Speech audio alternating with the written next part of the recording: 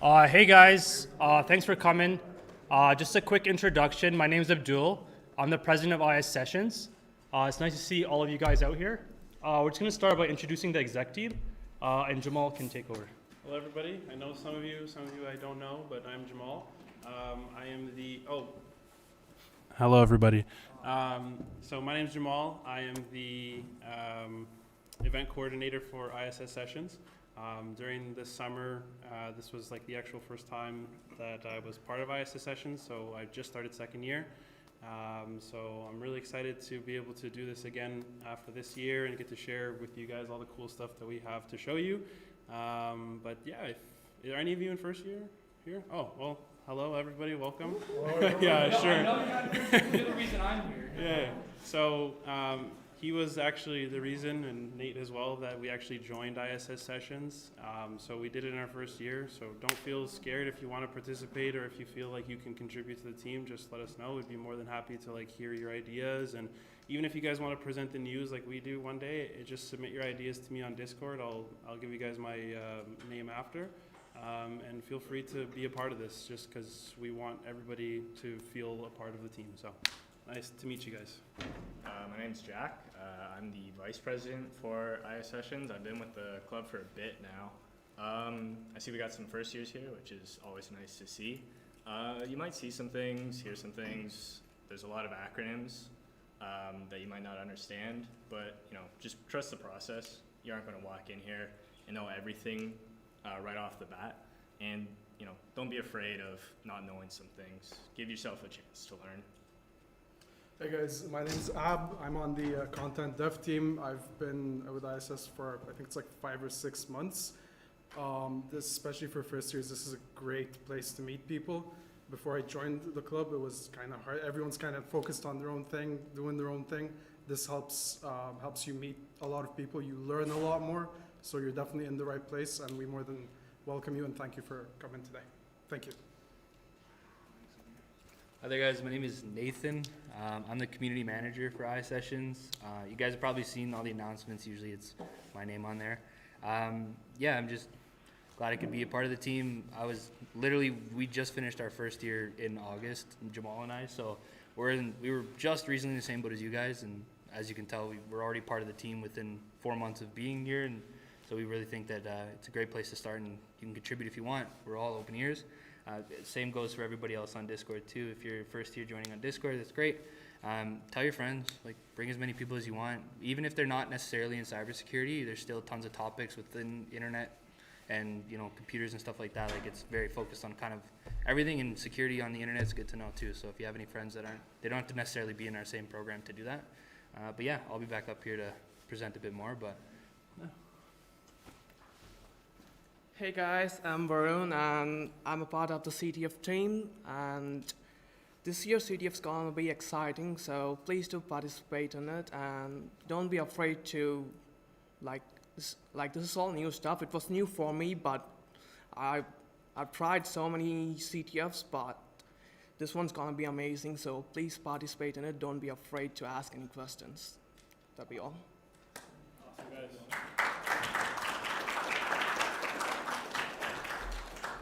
Awesome. So thank you guys for listening to our intro. We're missing a couple people from the team, so hopefully more people will be here next 2 weeks from now, because we do this every 2 weeks. But just to explain the format for the people that have never been here, basically we start with the news. And then after the news, sometimes we do a middle segment where we get to teach you something interesting. So Jack and Ab are going to be presenting that today. And then after that, we got a wonderful guest speaker who's going to be talking to us about some information security stuff. And then that's going to be the whole session. But let's get started with the news. So Nathan. Oh, one sec. There we go. Take it away, my friend. Oh, wait. No, this isn't Ab, never mind.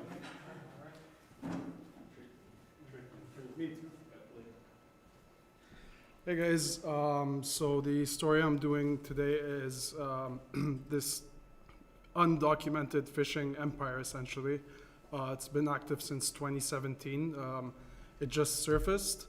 It's essentially a whole store that allows threat actors to automate phishing. you buy access to the store, and then there's a lot of different modules you're able to do, stuff like anti-bots, stuff that allows you to bypass MFA. It was mainly aimed at Office 365 applications, but they're slowly kind of branching out. They even have like their own DRM almost, where they have license-based activations. And as of today, the website is still up. And yeah, I just thought it was pretty interesting that it's been up that long, and this is the first time it's been reported. Thanks, everyone. Thank you. Let's see if I'm next or if it's Nate. I completely forgot. Oh, okay. Nice spin move there. Oh, it's me. Okay, awesome. So I'm actually sure that some of you might have already heard of this. I came up on my Google newsfeed last week, so I wanted to talk about it. But this huge banking Trojan that's actually been around since 2007 was finally shut down by, I believe, the Justice Department and the FBI and a whole bunch of other organizations. I think just in the US. I don't know if it had any other involvement, but the article I read basically just talked about how the FBI and the Justice Department took down this massive banking Trojan. So it's been active since 2007 and has evolved to evade detection and removal by using encryption and obfuscation, polymorphism, and domain generation algorithms, all very fancy things which you guys will learn about. I don't know how to say it, so I'm not even going to try to say it. I'm just going to say QAKBot is operated by a cyber criminal group. Is it Quackbot? Okay, let's just do that. Quackbot is operated by a cyber criminal group known as Evil Corp. Does anybody know where Evil Corp's from? Someone show. Come on. I'm not going to say it. Mr. Robot. Which is based in Russia and has targeted financial institutions, businesses, and government agencies in various countries. Quackbot can monitor web browsing activity, capture keystrokes, steal passwords, download additional malware, and create backdoors for remote access. So they stole a whole bunch of, they seized a whole bunch of cryptocurrency, and it says disrupted the botnet, but from what I read, I think it's like shut down now. But with anything, I'm sure it'll be back. But that was pretty cool that they were able to take that down and that it's been active for so long, and I guess no one did anything about it. But that's it. Thank you, guys. And we have, oh, I don't know who added the spin move, but I like it. What's going on, everyone?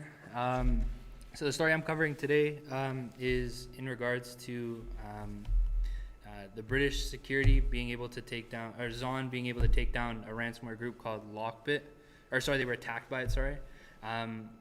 They did use an exploit to gain access through a Windows 7 computer that they used for their servers.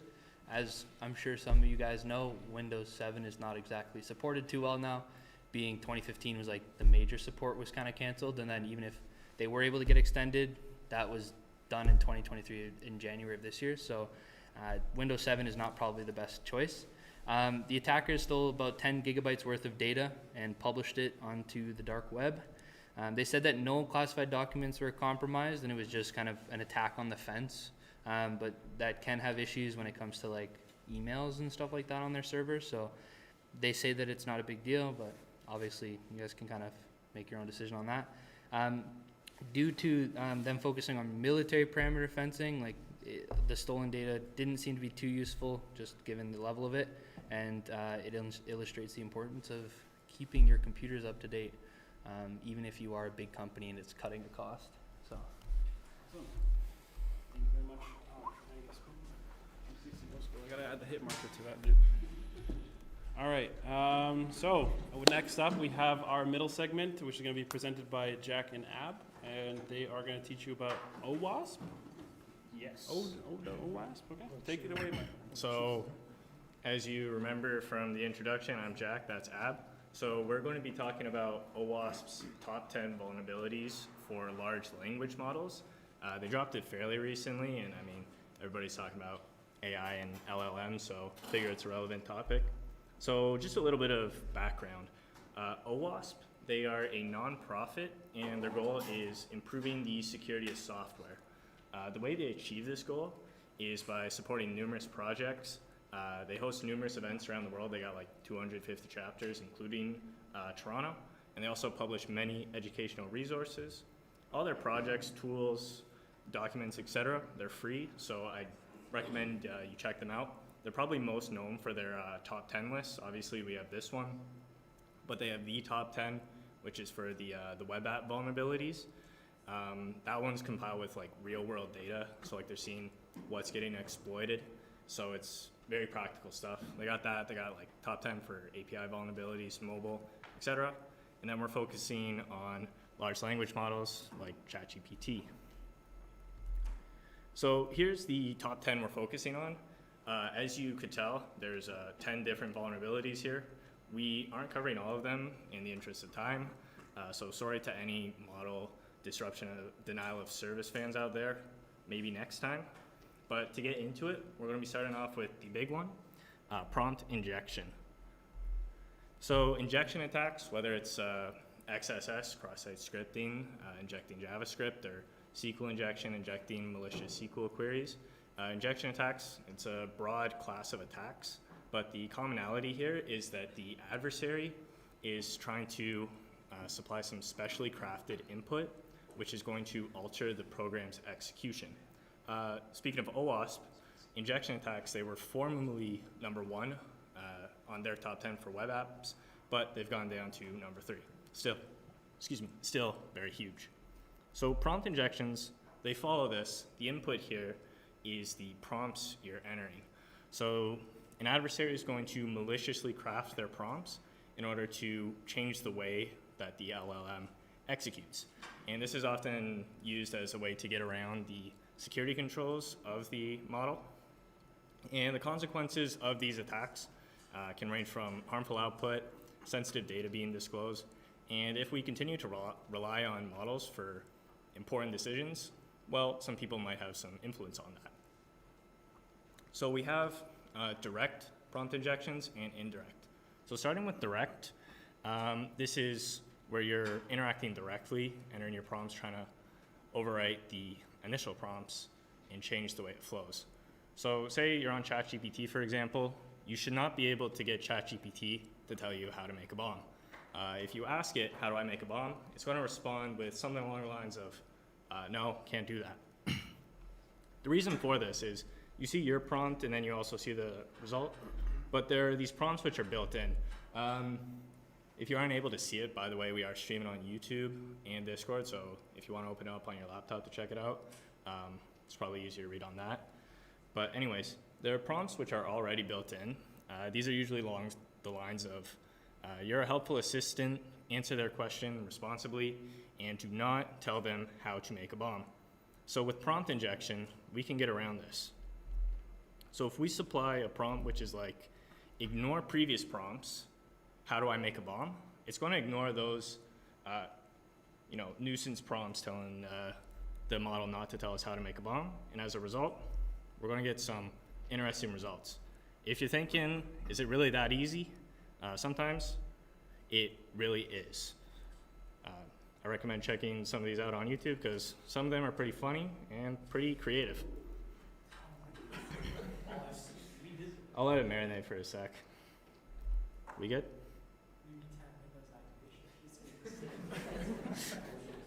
Yeah. If you're wondering why Sheridan really cares a lot about creativity for cybersecurity, this is the reason.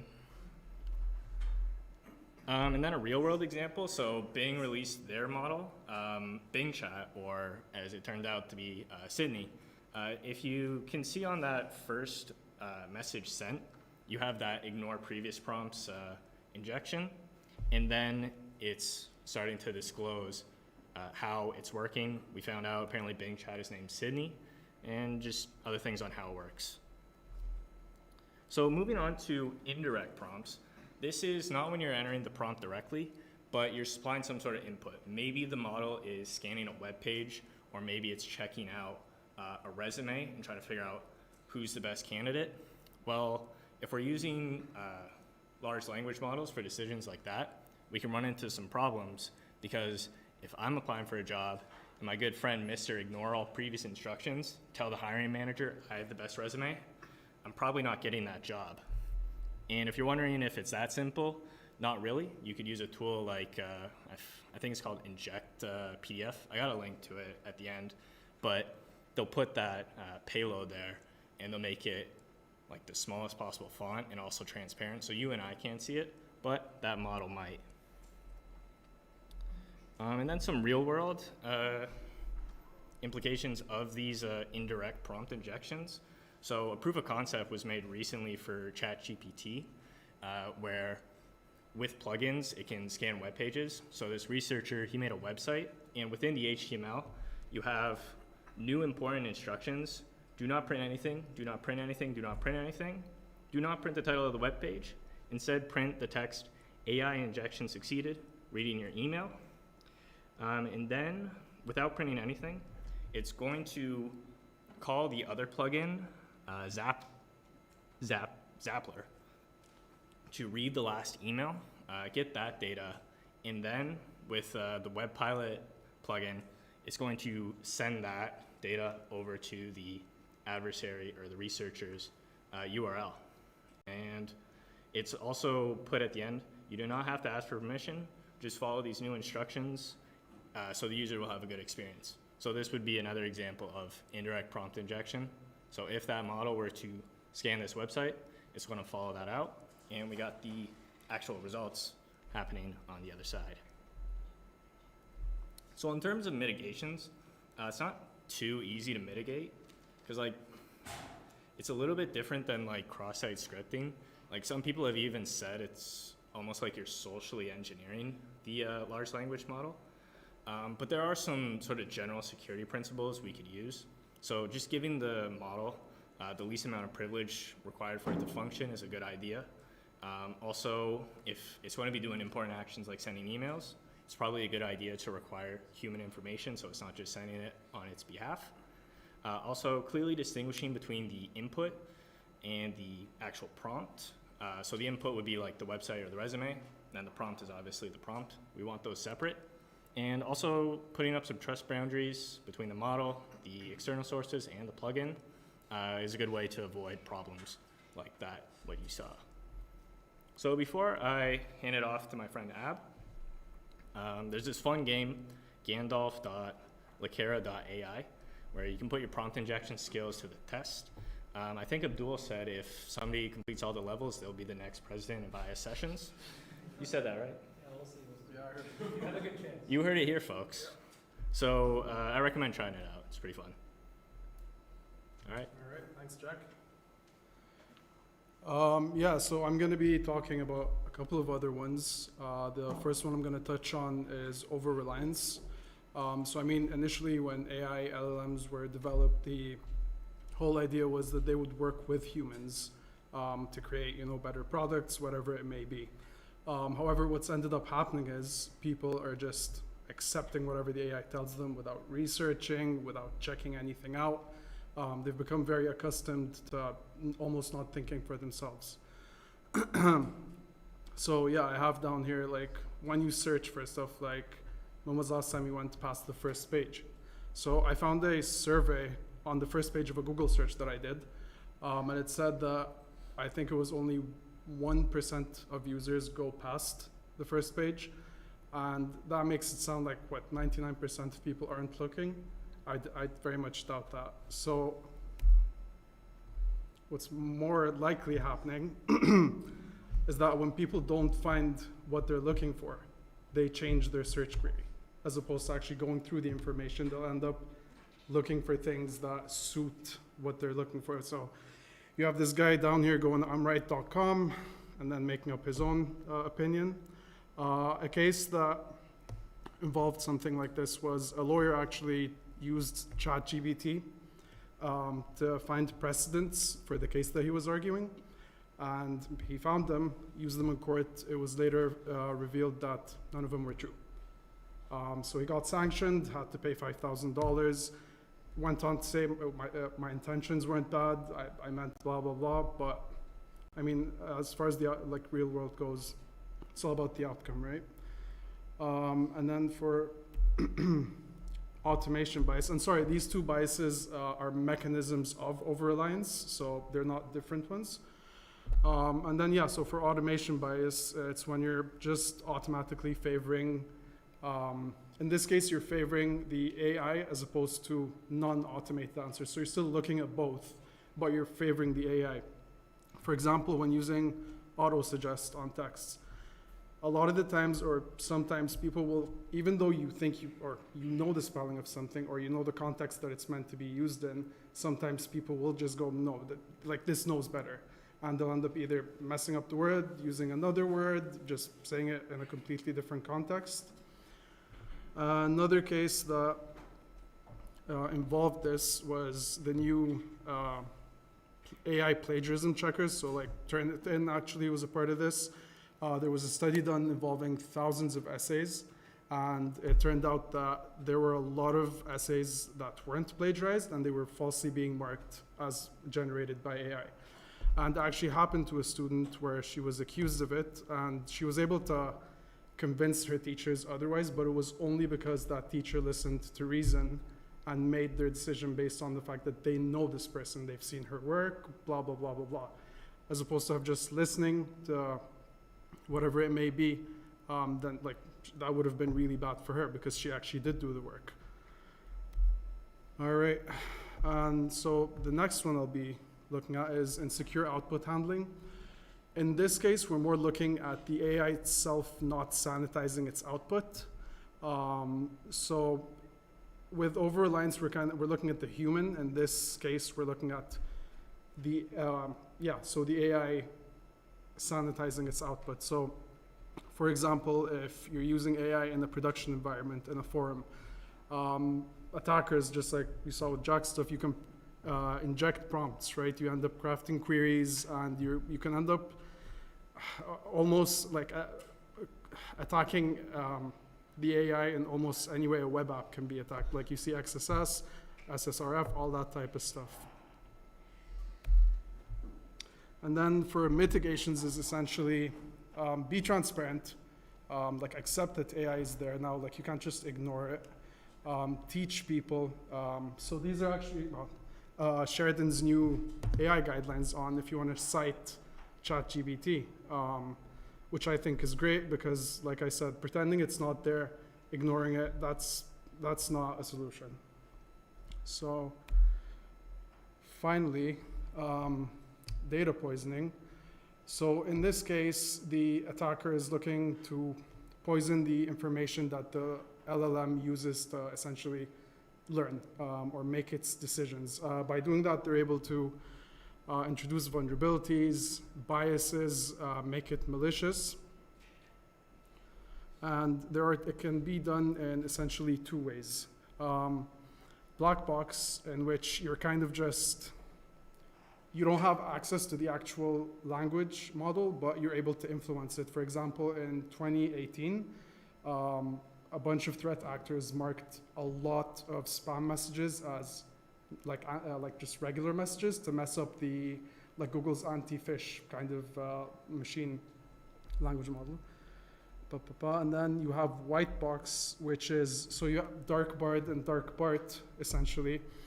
So white box is when you have full access to everything. You have access to like the entire language model. You're able to straight up feed it data. In the case of dark Bard and dark Bart, I forget which is which, but one of them was based off the deep web. It was originally made to fight crime, essentially, like all the stuff on the deep web, blah, blah, blah. But all it takes to get access to that language model is any email with a .eu domain. You can buy those easily for like a couple of dollars online, so it's not that hard. So there's a threat actor that was able to grab that language model, and he's working on integrating it with Google's AI Bard. And this guy has he's come up with stuff like fraud GBT, it's been proven that he's able to do this. And the newest one he's working on right now is apparently gonna have access to the internet as opposed to the ones out right now. And it'll have Google Lens integration. And in this case, the mitigations are just sandboxing, making sure that the data getting there has been vetted. You're using filters for either categories, trigger phrases, stuff along those lines. And yeah, I believe that is it. Oh, nice. Thank you to whoever's been doing that. Thanks, everyone. And it's time for break.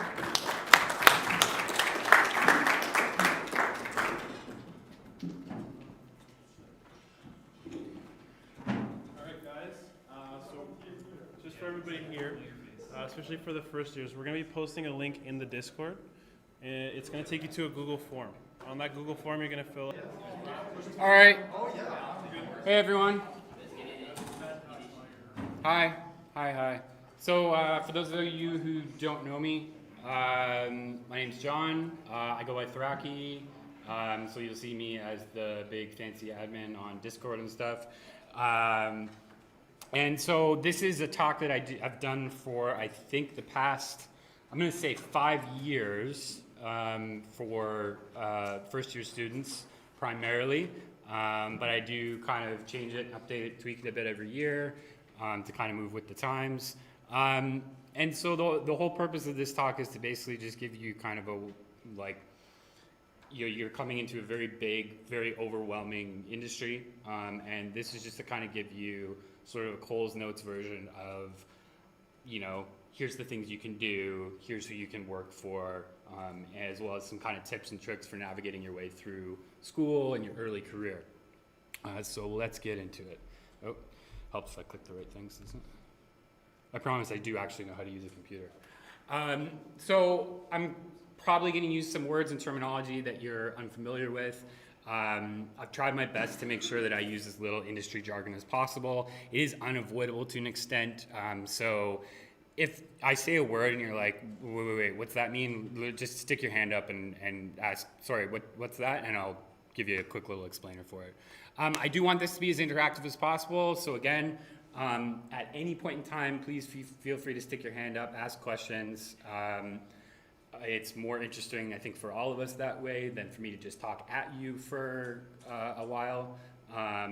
But if you're not comfortable, you can just ping me on Discord after or message me elsewhere. I'll have contact info after. All right, so a little bit about myself. My name is John Simpson. I do go by Thraki, basically everywhere on the internet.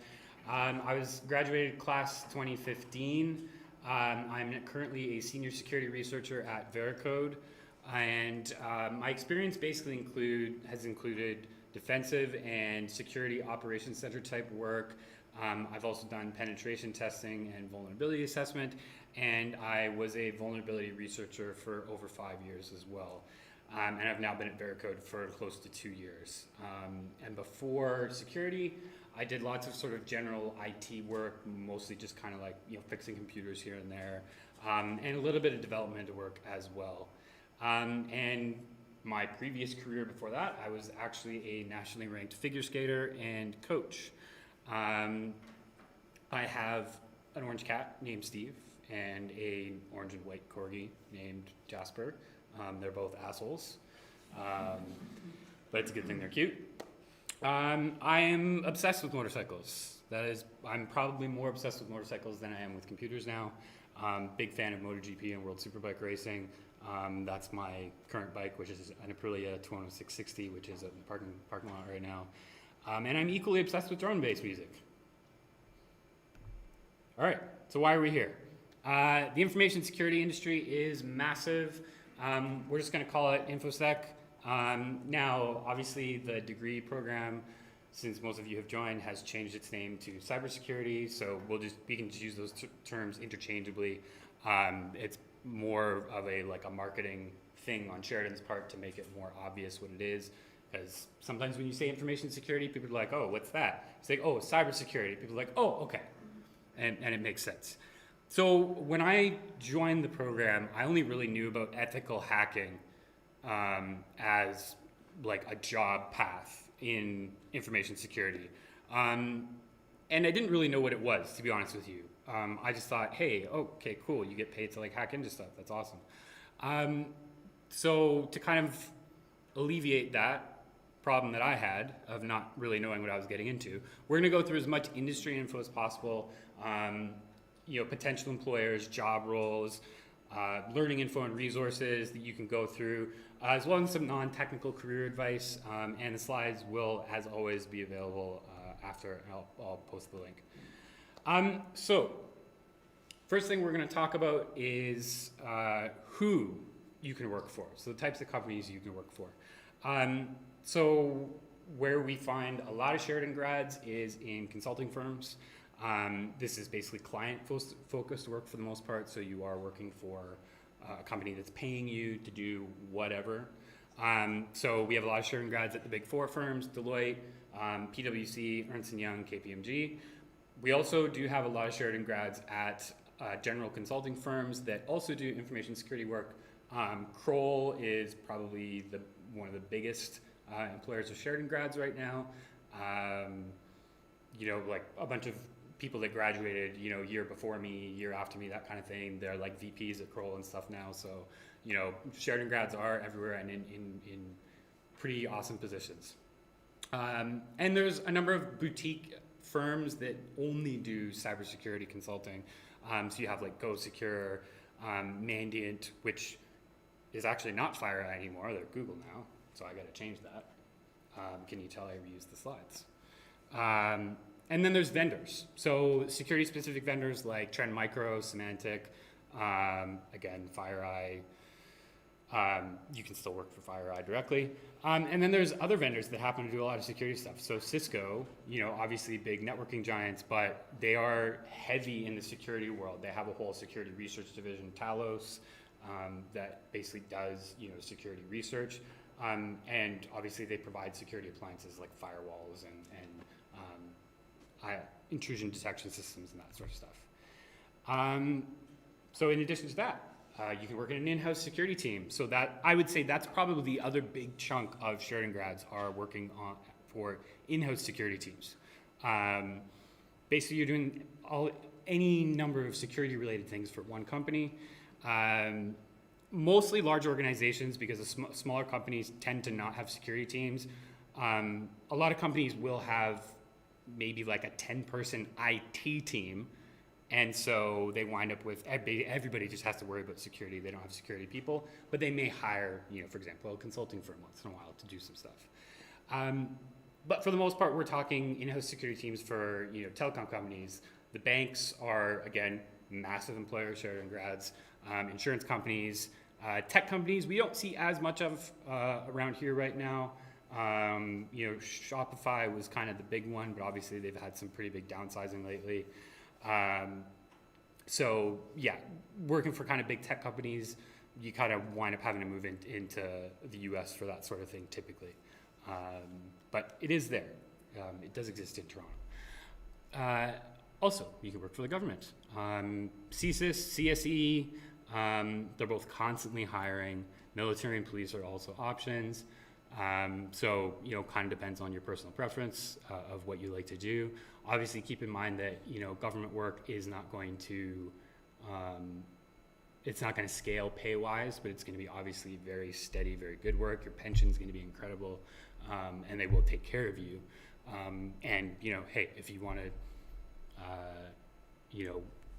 work protecting the country or, looking out for citizens, then that's the way to go. Academia is, of course, another route. You can get your master's and PhD in information security, and sort of specific sub areas of information security. We, I believe, partner with, we have a standing agreement, I believe, with I think it's Rochester, a school in Rochester, for that basically your undergrad here will be accepted for the master's program there. And other master's programs, it's valid. It's just, you have to go through the whole process of, okay, do we consider your degree to be good enough? Which, again, for the most part, they do.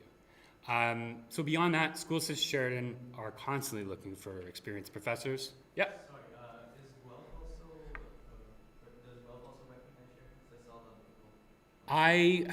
I remember hearing some rumblings not that long ago about the Guelph Master's Program and having some sort of negotiation.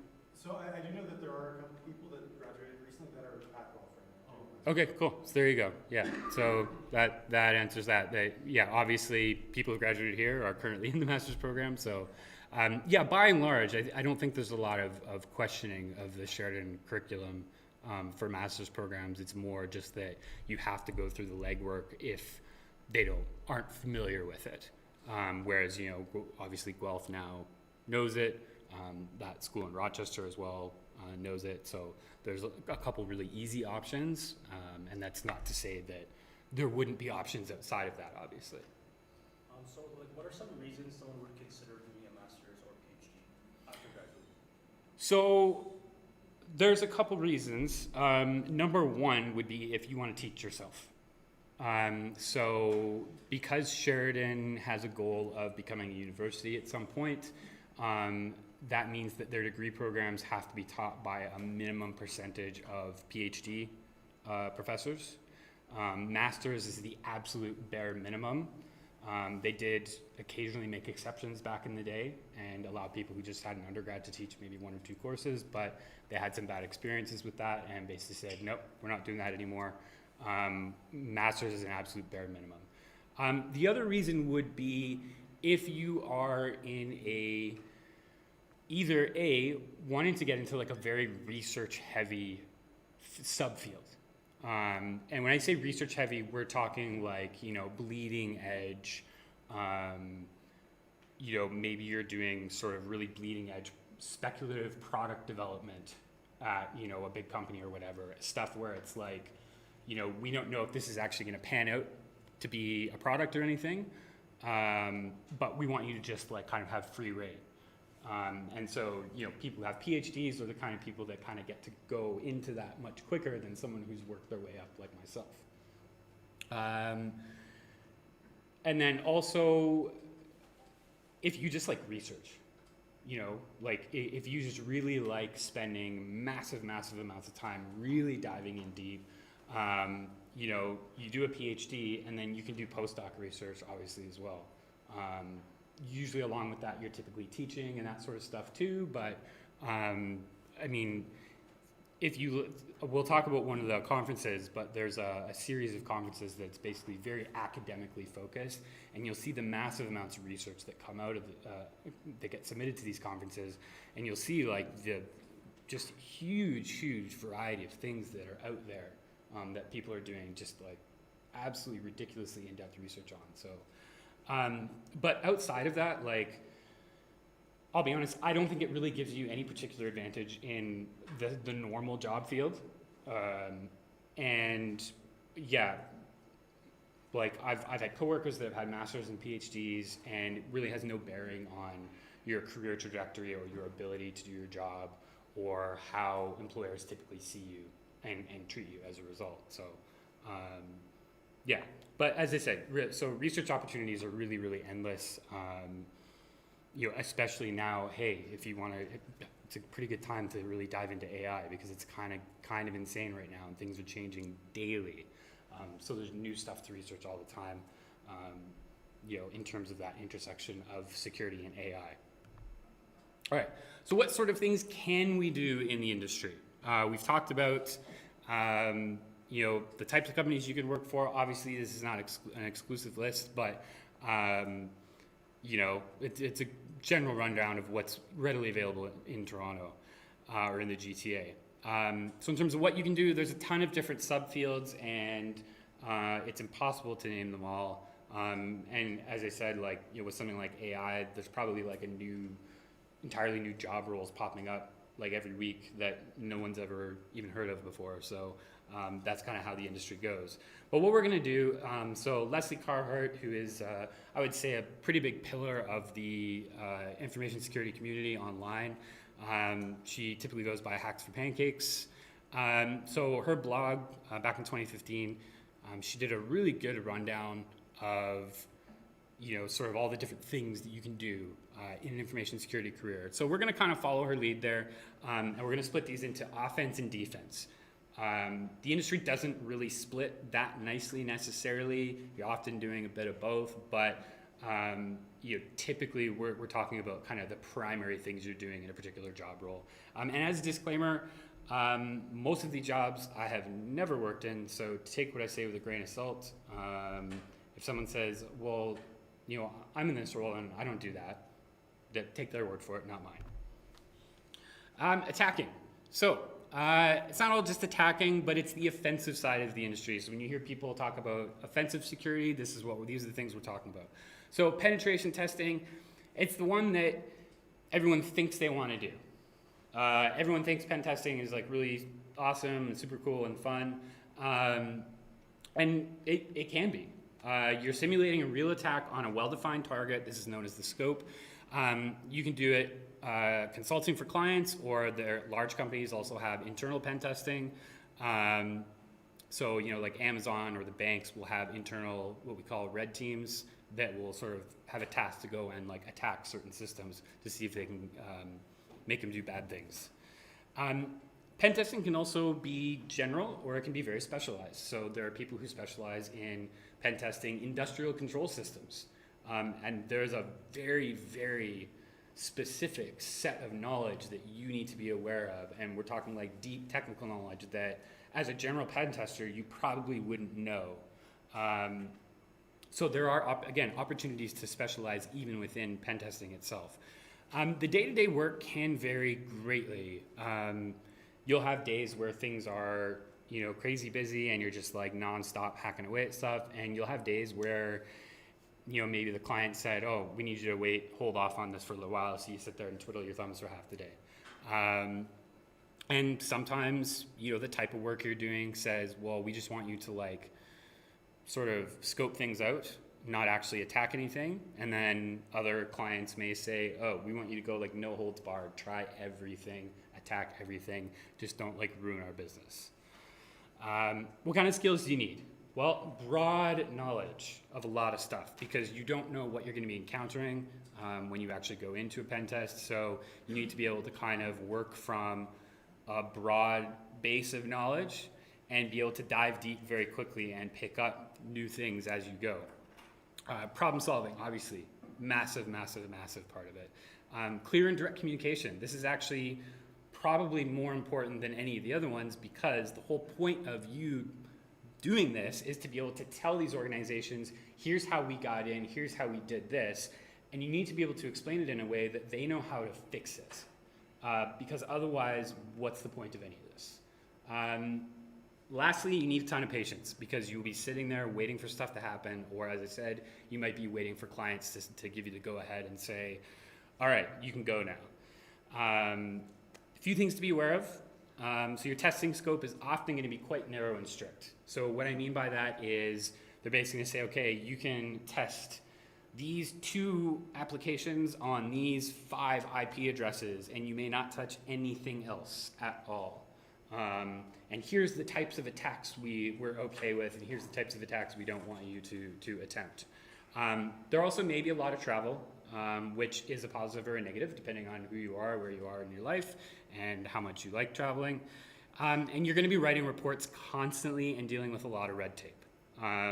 It's just part of the job, and unfortunately, you have to deal with it.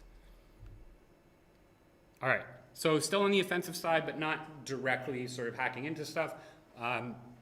Vulnerability research. So for those of you that are brand new, don't necessarily understand the terminology, a vulnerability is basically a flaw in a piece of software that might allow an attacker to do something they're not supposed to do. So maybe they can gain access to the computer and make it do whatever they want. Maybe they can just make the system inoperable and unusable. Or maybe they can tamper with some of the data on the system, that type of thing. And there's several varieties of vulnerability research. So there's zero-day research, which is you're looking for new vulnerabilities in existing software. There's end-day research, which is where you're understanding and figuring out how to exploit or as well as defend from reported and known vulnerabilities. So you guys may have heard of or seen CVEs. So a CVE is basically just like an identifier for a disclosed vulnerability in a piece of software. So it's just a way of uniquely identifying, oh, this refers to this particular flaw in this piece of software. And so end-day research is basically saying, okay, well, I want to understand that in great depth, to be able to actually defend from it and learn from it. There's also exploit development. So exploit development can often be paired with zero-day or end-day research, but exploit development has its own sort of set of challenges. So where a lot of zero-day and end-day researchers will stop their research once they get a program to crash or they achieve some sort of a result that they shouldn't be able to achieve, they'll oftentimes just stop there and then submit that bug or do whatever they're doing with their research. But exploit development says, okay, we're at that stage now. Let's see how far we can take this vulnerability, and can we actually make it? Can we actually turn it into something like, we'll say weaponized, where I can actually take over an entire system with this, or do something very, very malicious, essentially. So that's basically an extension, but that in itself can consume far more time than actually finding the vulnerabilities in the first place. So that's why I kind of keep it as a separate thing. There's also bug bounties. So bug bounties, not technically like a separate thing, but you're hunting for vulnerabilities in a specific organization's applications or sites. Talk more about that in a second. Vulnerability research, like pen testing, is often specialized. People will, specialize in, web type stuff. They may specialize in a given language. They may specialize in a specific type of flaw that they tend to hunt for. And they may change that specialization over time, but you'll see a lot of researchers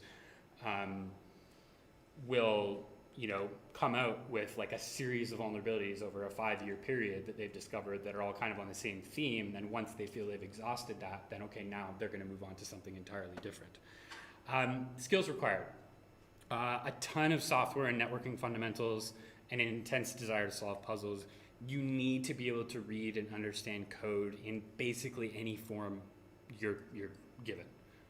So whether that's assembly, very low level, whether that's any higher level language for something open source, you don't necessarily get to choose the languages you target in that line of work. So you just need to be able to deal with it. Security vendors do tend to employ the largest number of vulnerability researchers, basically for a variety of reasons, but typically it's for basically so that they can implement sort of protections into their appliances or into their software, to help protect organizations' stuff from exploits and that type of thing. There are ways to make money independently. You can sell zero-day vulnerabilities to organizations like Zero Day Initiative, so it's kind of like a bug bounty, but you've basically said, I found this flaw in this piece of software. Here's the proof I have for it, here's the explanation.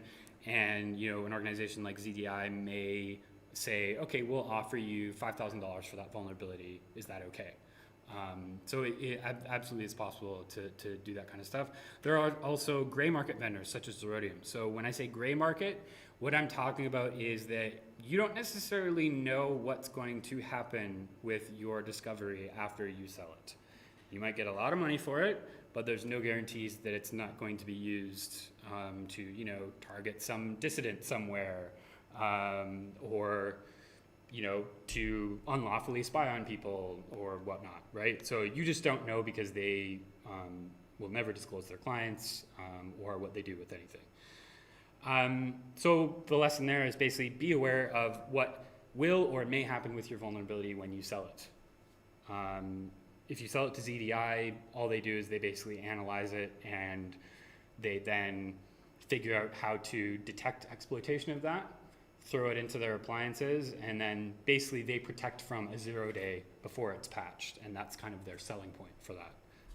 And that's why they're willing to pay good money for it. So bug bounties. Bug bounties, basically you're legally hacking into participating, emphasis on participating organizations, and you get paid if you find something of consequence. Some organizations do run their own programs, so Microsoft has their own sort of bug bounty, Google has their own bug bounties, but a lot of organizations do use a third party such as BugCrowd or HackerOne to facilitate. It's really hard for me to say HackerOne. Someone one time told me that every time they see HackerOne, they read it as Hackeroni. And it's really hard for me not to say Hackeroni. And yeah, I think it was actually Nick that told me that one. So thanks, Nick, for ruining HackerOne for me, but that's okay.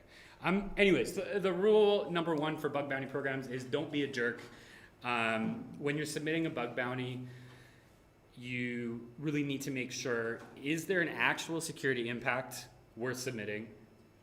Is the bug in scope according to the bug bounty program? So have you attacked like their production site when they specifically said, we want you attacking this like test site? And can you provide clear guidance on how to reproduce the bug? And is it reproducible? Can you hit it every time you try your exploit? Now, on bug bounties, it's really not easy to make a living on bug bounties alone, especially in North America, considering how freaking expensive it is to live here now. 95, so this was, I think, 2018, these numbers are from, and it's not going to be any better right now. But from this study that Duo did, 97.5% of researchers on HackerOne have never sold a bug, right? So they signed up for an account, maybe they poked at some stuff, but they've never found anything of consequence that made them any money. 0.3%, so roughly 1,000 researchers total worldwide, have made $500 or more in total the whole time they've been on the platform. And 0.03% have earned 100 grand or more. So that's total. That's not over a year. That's not over a couple months. That's like total on time. So another big thing to keep in mind there is bug bounty companies are loyal to their customers, not the bug hunters.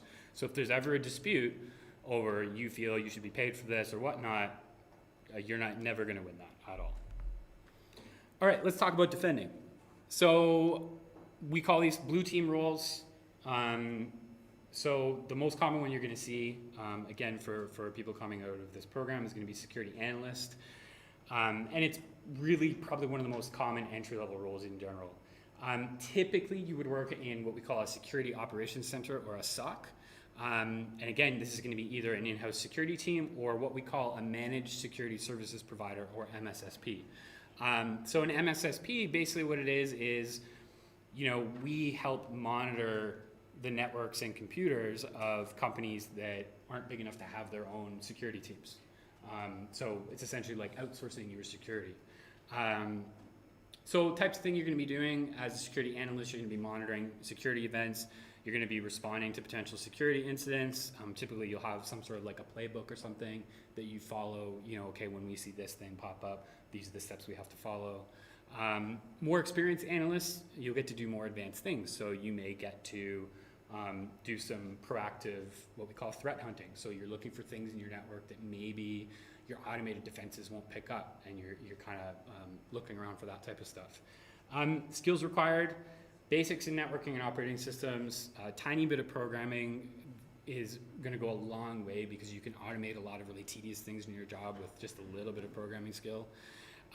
Patience is a big one because guess what? You're going to be sitting there staring at a screen with nothing happening or too many things happening, and you're trying to just kind of sort through, you know, to figure out what I should be paying attention to, what I shouldn't.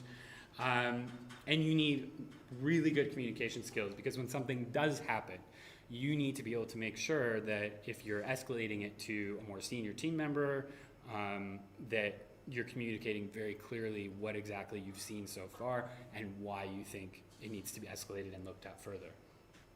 So be aware, entry level can often consist of shift work.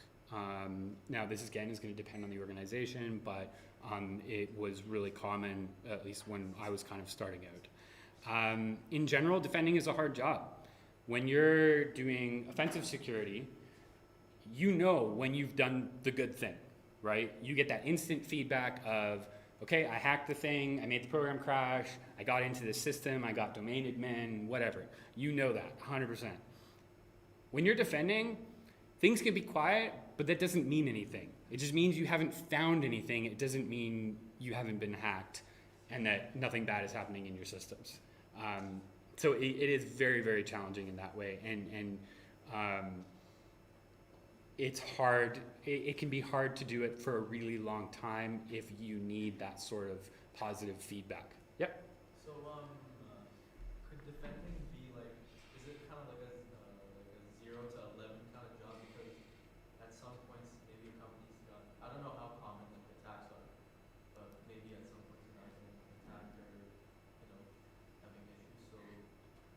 So it's the sort of thing where there's always going to be attacks happening in your network. It's a question of whether they're worth paying attention to or not. So you'll have these, systems that are showing, have alerts coming up, and you have to kind of sort through them. And there will be times where it's very quiet, and you're just like, oh yeah, this one, we see this one all the time, and it's not a big deal, right? So it can definitely fluctuate a lot, where you'll have times where it's, super boring and super, very slow.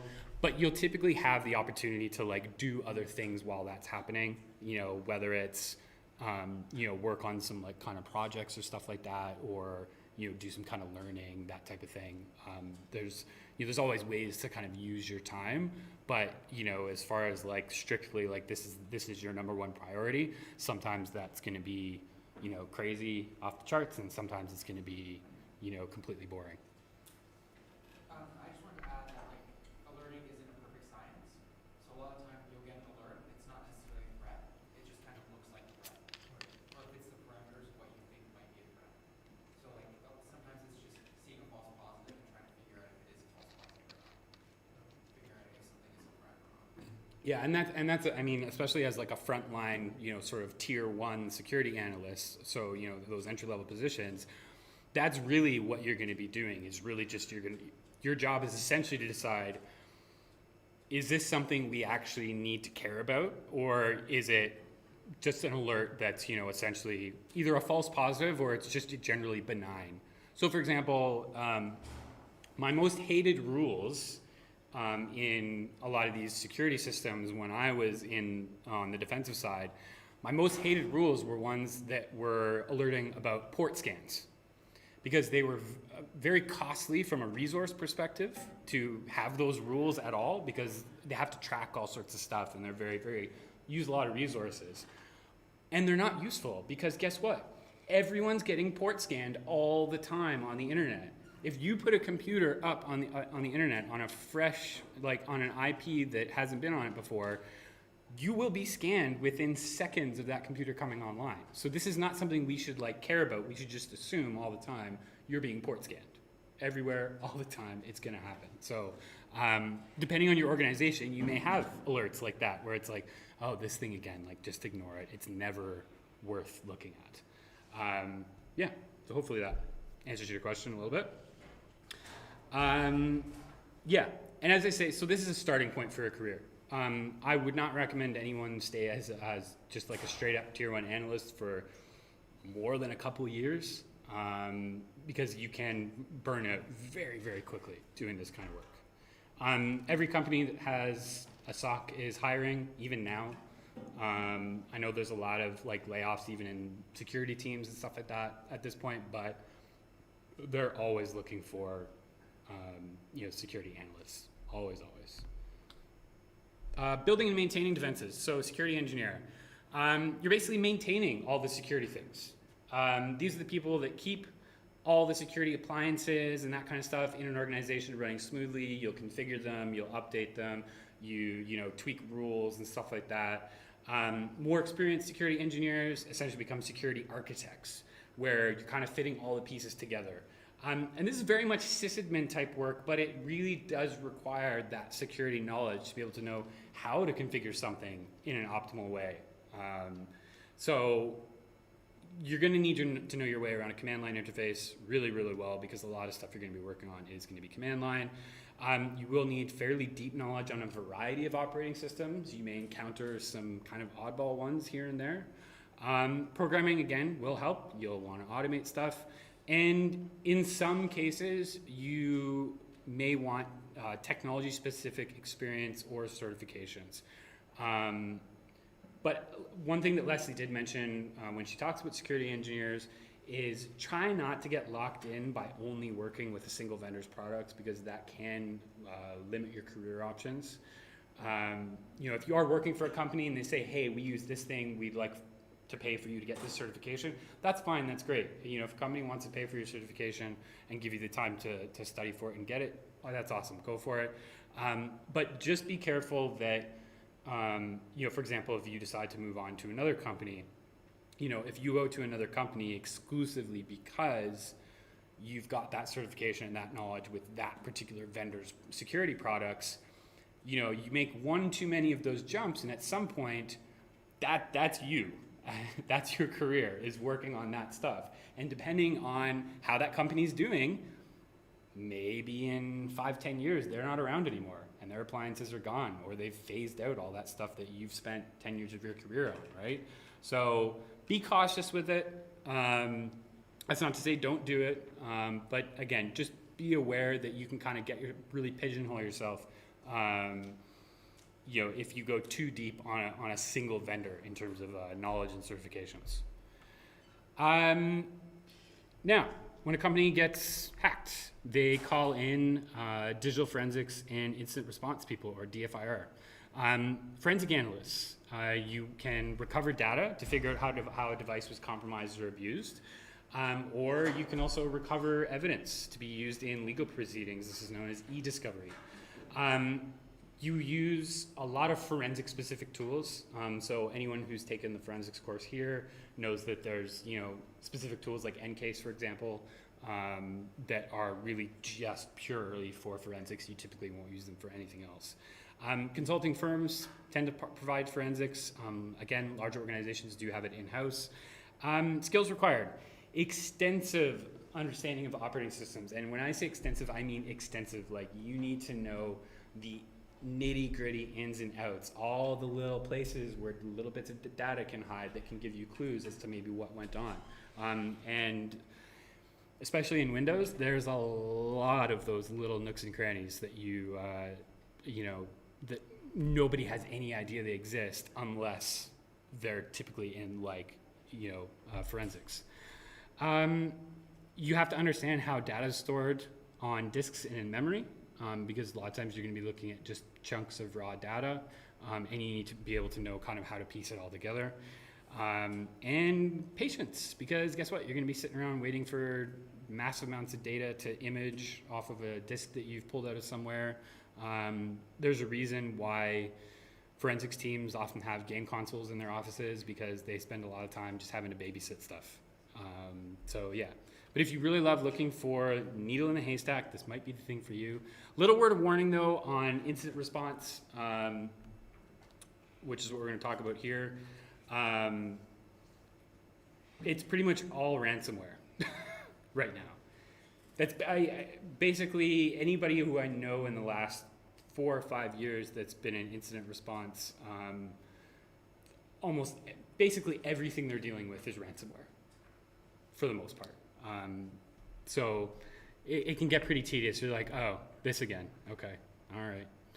And it can kind of wear you down. So incident response, it's a little bit different from forensics. Forensics, you're kind of like after the fact trying to kind of piece things together. Incident response is like something may actually still be happening right now. You're figuring out how to deal with an incident and you're helping coordinate the resolution. So what we're saying is like, this is not necessarily resolved right now. Like, they may still have access to our systems. We don't know what's been affected, what data's been taken, that type of stuff. And that's what incident responders are there to figure out. And they're also there to help make sure that they're no longer in your system. So you'll build a timeline of what happened and determine, what effects have actually happened. You also have to coordinate the response with all the relevant parties. There's going to be a lot of different business people involved wanting to know what's going on. Similar set of employers as forensic analysts.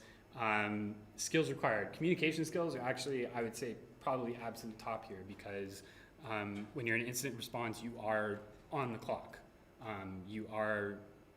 It is very time sensitive, and you can't waste time with miscommunications and misunderstandings. Does share some technical skills with forensic analysts, and it does require that you can put the pieces of the puzzle together and kind of make that timeline of, oh, we saw he entered here and then did this and then pivoted to this system and then did this. So you need to be able to kind of have that very clear timeline and be able to prove it as well. And as I said, it can be very high stress. There can be long and weird hours, and likely will require travel. Same does apply for forensic analysts. If you need to get your hands on a disk physically, well, there's no way but going and getting it. If you love code, if you're really into programming, but you love the security side as well, as I do, there's application security, also known as AppSec. So the industry desperately needs programmers that understand secure coding. If you look at the average computer science program in any university, even the top ones, security is basically not mentioned, by and large. It's not really talked about. You learn how to design programs and use efficient algorithms and all this kind of bleeding edge stuff, but security is rarely consideration. So you can have very skilled programmers that write amazing code and can write applications that do incredible things, but they're just insecure as hell. So that's where we need people that kind of understand both. I would never consider myself a great programmer or a developer. My code works and does what it needs to do, but it's not pretty and it's not particularly sophisticated. But I can read code and understand this is not good. Here's how you should probably fix that. And that's basically what application security professionals do. You're ensuring that security is a consideration from start to finish in the development process. You're reviewing code, you're reviewing development processes, you're doing security scans on the code, etc. Any organization that develops software needs AppSec people, period. There are, of course, also AppSec vendors, like my employer, Veracode. Kind of skills required, obviously, programming and general development and software engineering skills are absolutely necessary. You also, however, need knowledge of vulnerabilities and how they're exploited. If you don't know how vulnerability works in code, you can't expect to be able to advise on how to resolve those vulnerabilities in the code and how to protect from them. Knowledge of containers and orchestration is really, really helpful these days. It's basically, in general, I would say for most of your work, you probably want to be at least a little familiar with Docker. It's really, really, really helpful. Then you also need to be aware for AppSec of continuous integration, continuous development, CI/CD tools like Jenkins, Travis CI, GitHub Actions, that type of thing. Because a lot of AppSec processes kind of integrate very tightly with those. Cloud as well. Because a lot of stuff, if we talk this whole serverless thing, which is just the worst name because you may be serverless, but it's still running on Amazon or Google or Microsoft server. So it's not serverless, it's bullshit. But I digress. But yes, so cloud, you do have people that are running applications purely in the cloud. They're not writing, traditional software running on their own systems. So you wind up with kind of very different processes for that versus writing traditional software. And of course, AI, as everyone knows, is the new hotness in application security. As we heard about earlier, so there's an OWASP top 10 now for LLM-based applications. And in general, so I was at the DEF CON and Black Hat conferences just a few weeks ago, and AI was, probably the number one single topic of any talk, discussion, panel, etc. And really what it comes down to is we're at this stage where companies are using AI, they're writing applications that leverage AI, and security is kind of catching up right now because we don't have the years and years and years and years of research to sort of say, here's all the potential things that can go wrong and here's how we can prevent them and that kind of stuff. And so there is a ton of opportunity.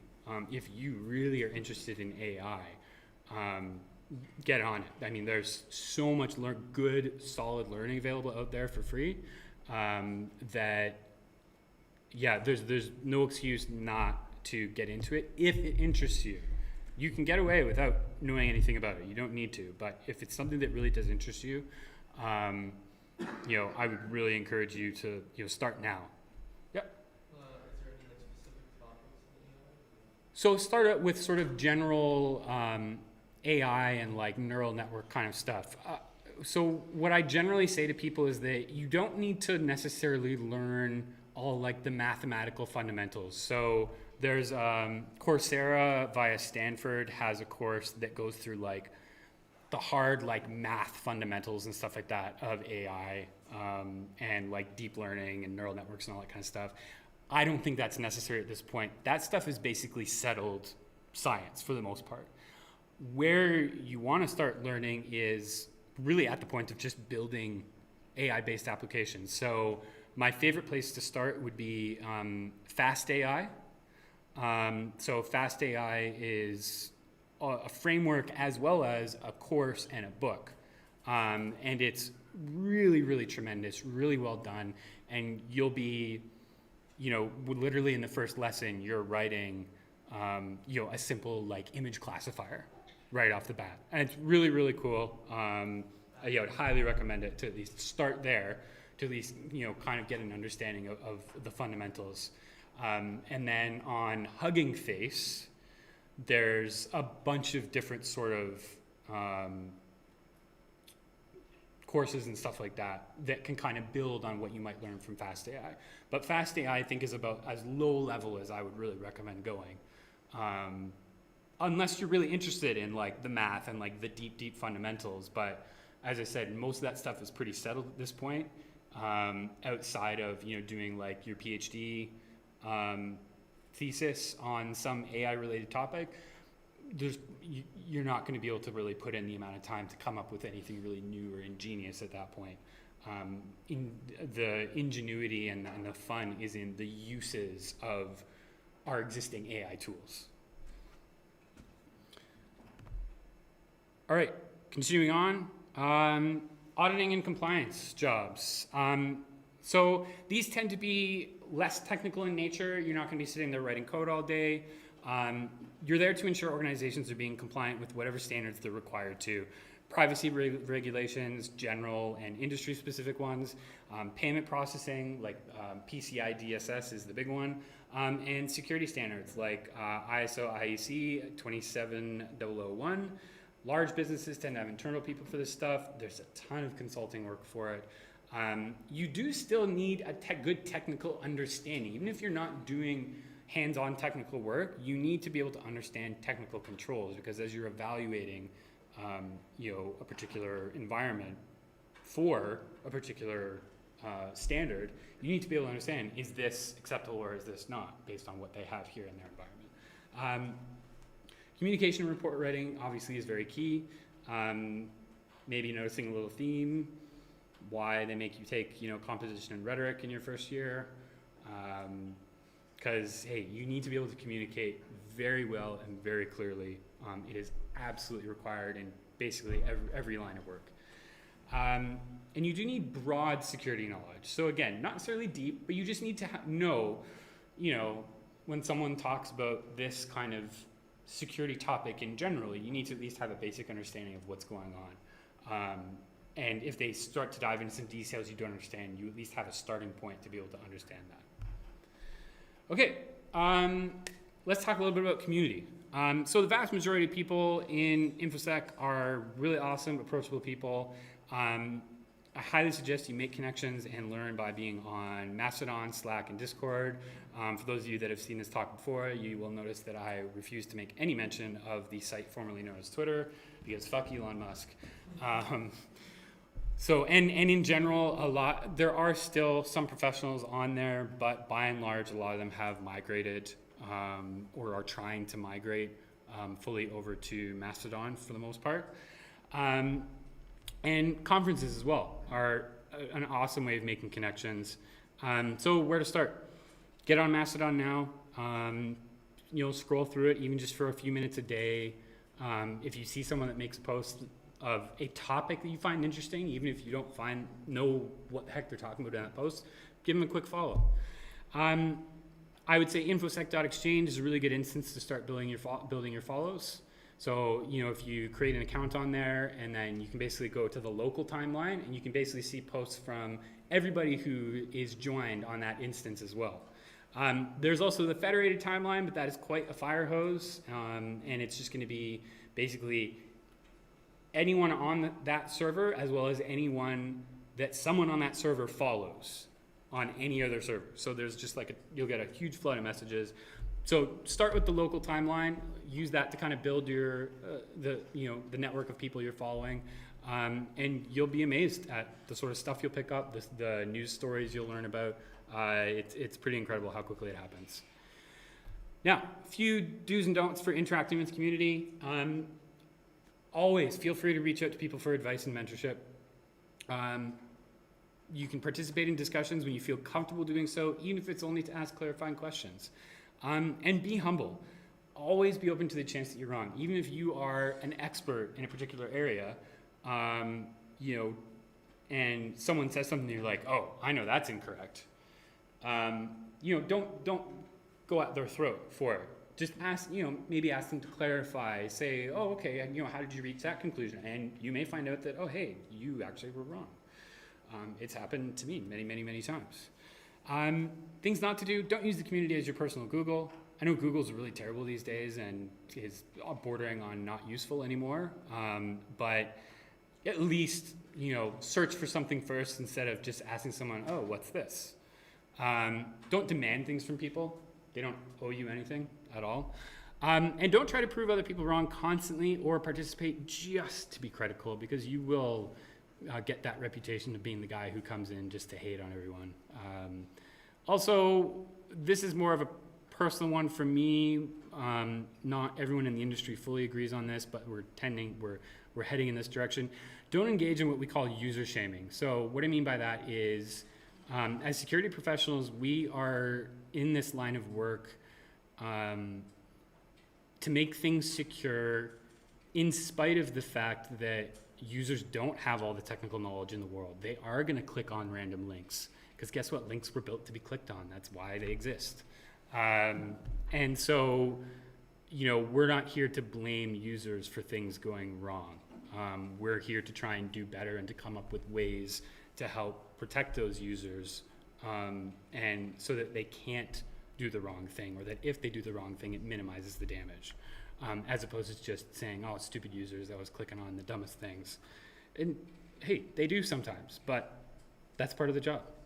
One other thing that you see pop up every once in a while, everyone you follow on social media in information security is an individual who does things other than information security, and they are more than free to talk about whatever the hell they want because it's their feed. So don't complain when someone posts things on social media that are not information security related. If you really, really don't agree fundamentally with a lot of the things they post, just don't follow them anymore. It's that simple. And being a good mentee. So a lot of industry professionals are happy to volunteer their time as a personal mentor. A few people on social media do regular threads to help mentors and mentees link up. These used to happen on Twitter. I believe they do still happen pretty regularly on Mastodon. If you do wind up reaching out to a mentor, someone who's offering mentoring, be very respectful of their time. If you do commit to doing something at the advice of your mentor, follow through on it. There's a reason they're telling you to do that thing. Most importantly, don't be afraid to reach out to someone who is openly offering mentoring. You might think, oh, like this person's too well known, they're too busy, they're too famous. No, they're offering because they literally want you to ask them for help. Now, yeah. Sorry, so you said you can find mentors on Twitter or where else? Yeah, so Tanya Janka, who's the handle She Hacks Purple. She would frequently have a thread where she would say, if you're a mentor, if you're available to mentor someone, post in this thread. If you're looking for a mentor, post in this thread. And just people will kind of connect together. And so you can literally just search for mentor, and you may find people offering or something like that, right? Yep. I would even just add to that, even if it's not an official mentor link, it never hurts to just reach out to somebody that you like the content of. If you're like, hey man, I really like what you're doing, these posts, X, Y, Z, I really love, and you're kind of doing what I want to do the next 3, 4, 5 years. Do you have any tips for me? That could spiral into a great, relationship. And the worst that can happen is they say, you know what, I'm busy, man.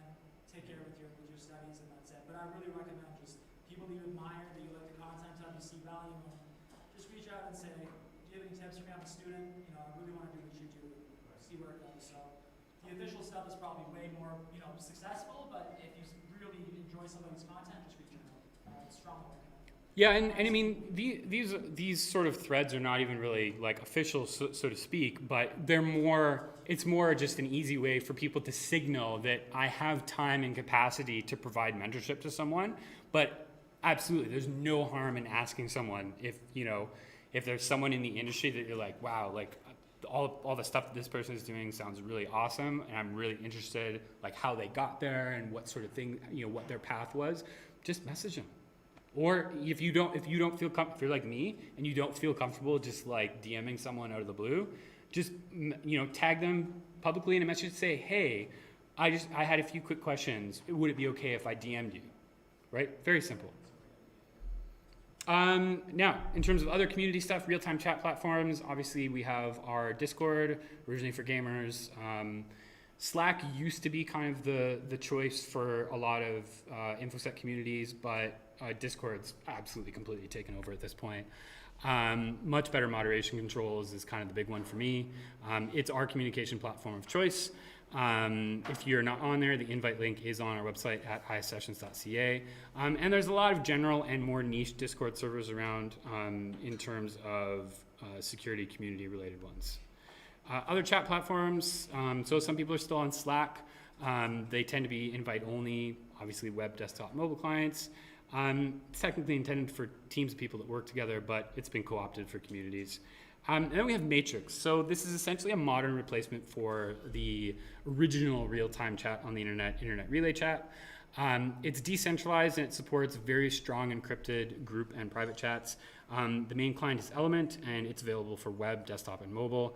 The main drawback is that in general, like in kind of the public channels and stuff, there isn't really that much good InfoSec discussion. We do have a Matrix server that is linked up to our Discord, so sometimes you'll see like the bot talking, and it's actually just someone talking either on our legacy IRC server or on the Matrix server. But it's usually from the IRC server because of two people that refuse to move on. Blogs, tons of security blogs. If you see the news channel in Discord, most of these are in that feed.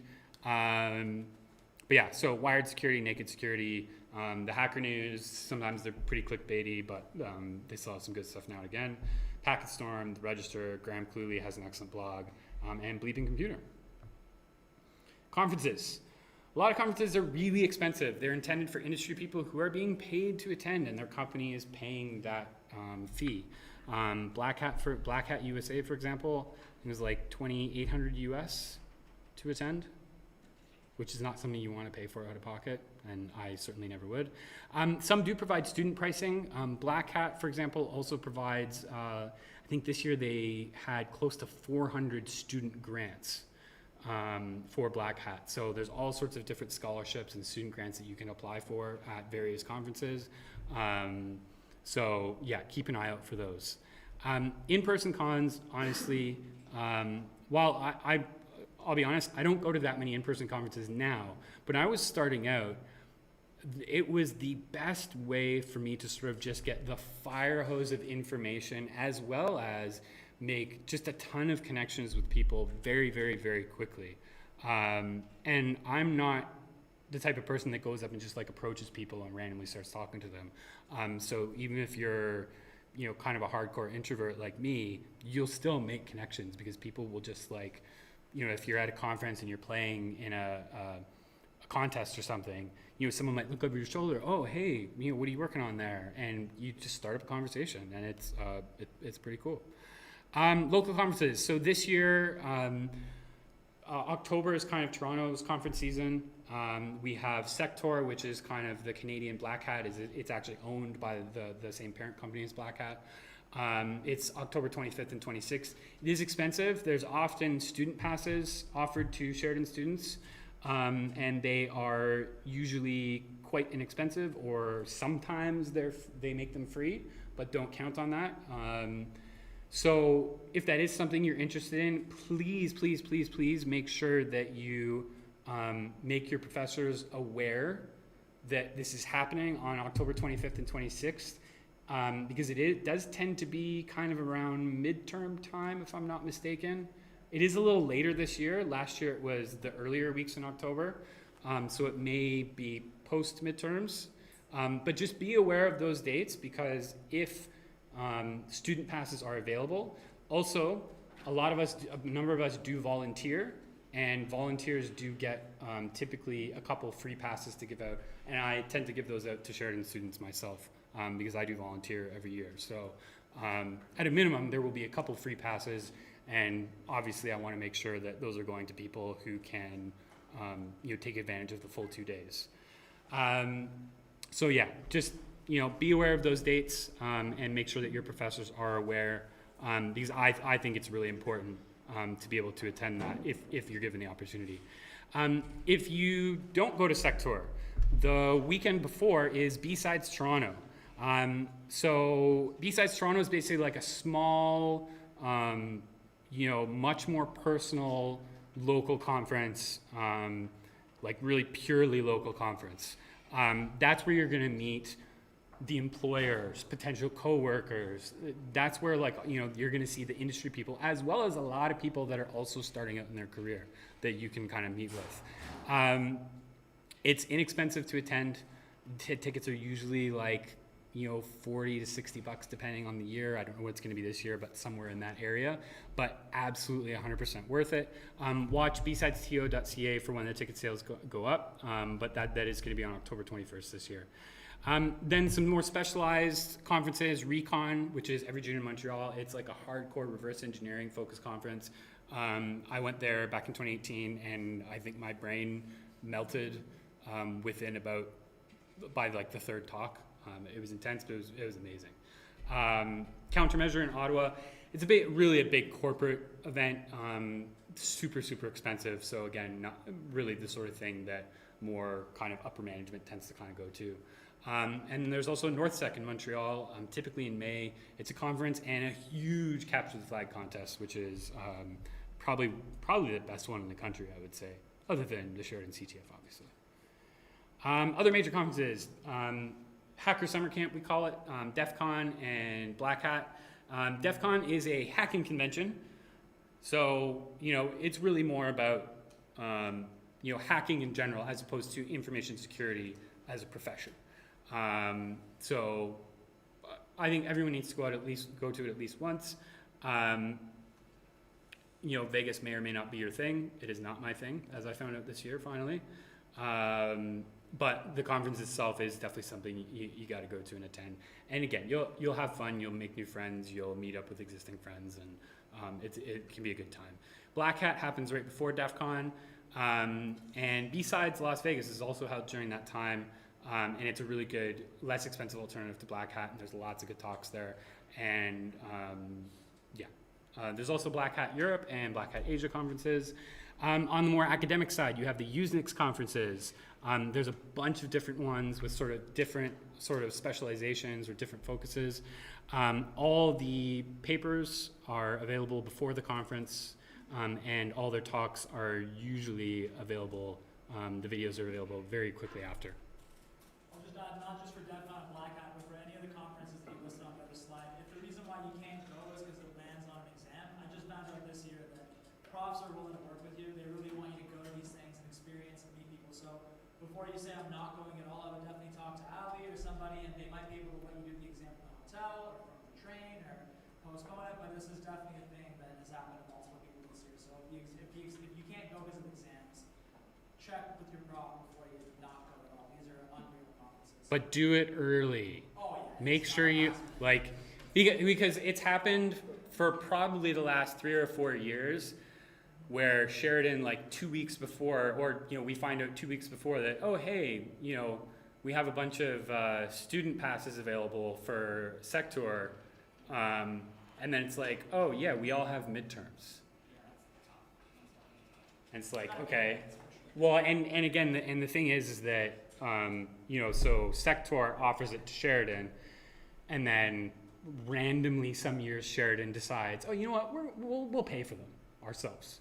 And other years, they're just like, yeah, no, you got to pay for it yourself. So as I said, don't depend on Sheridan paying for it, but just, again, make your professors aware that this is a thing that's happening and that there will likely be some student passes available. So some students would probably like to go.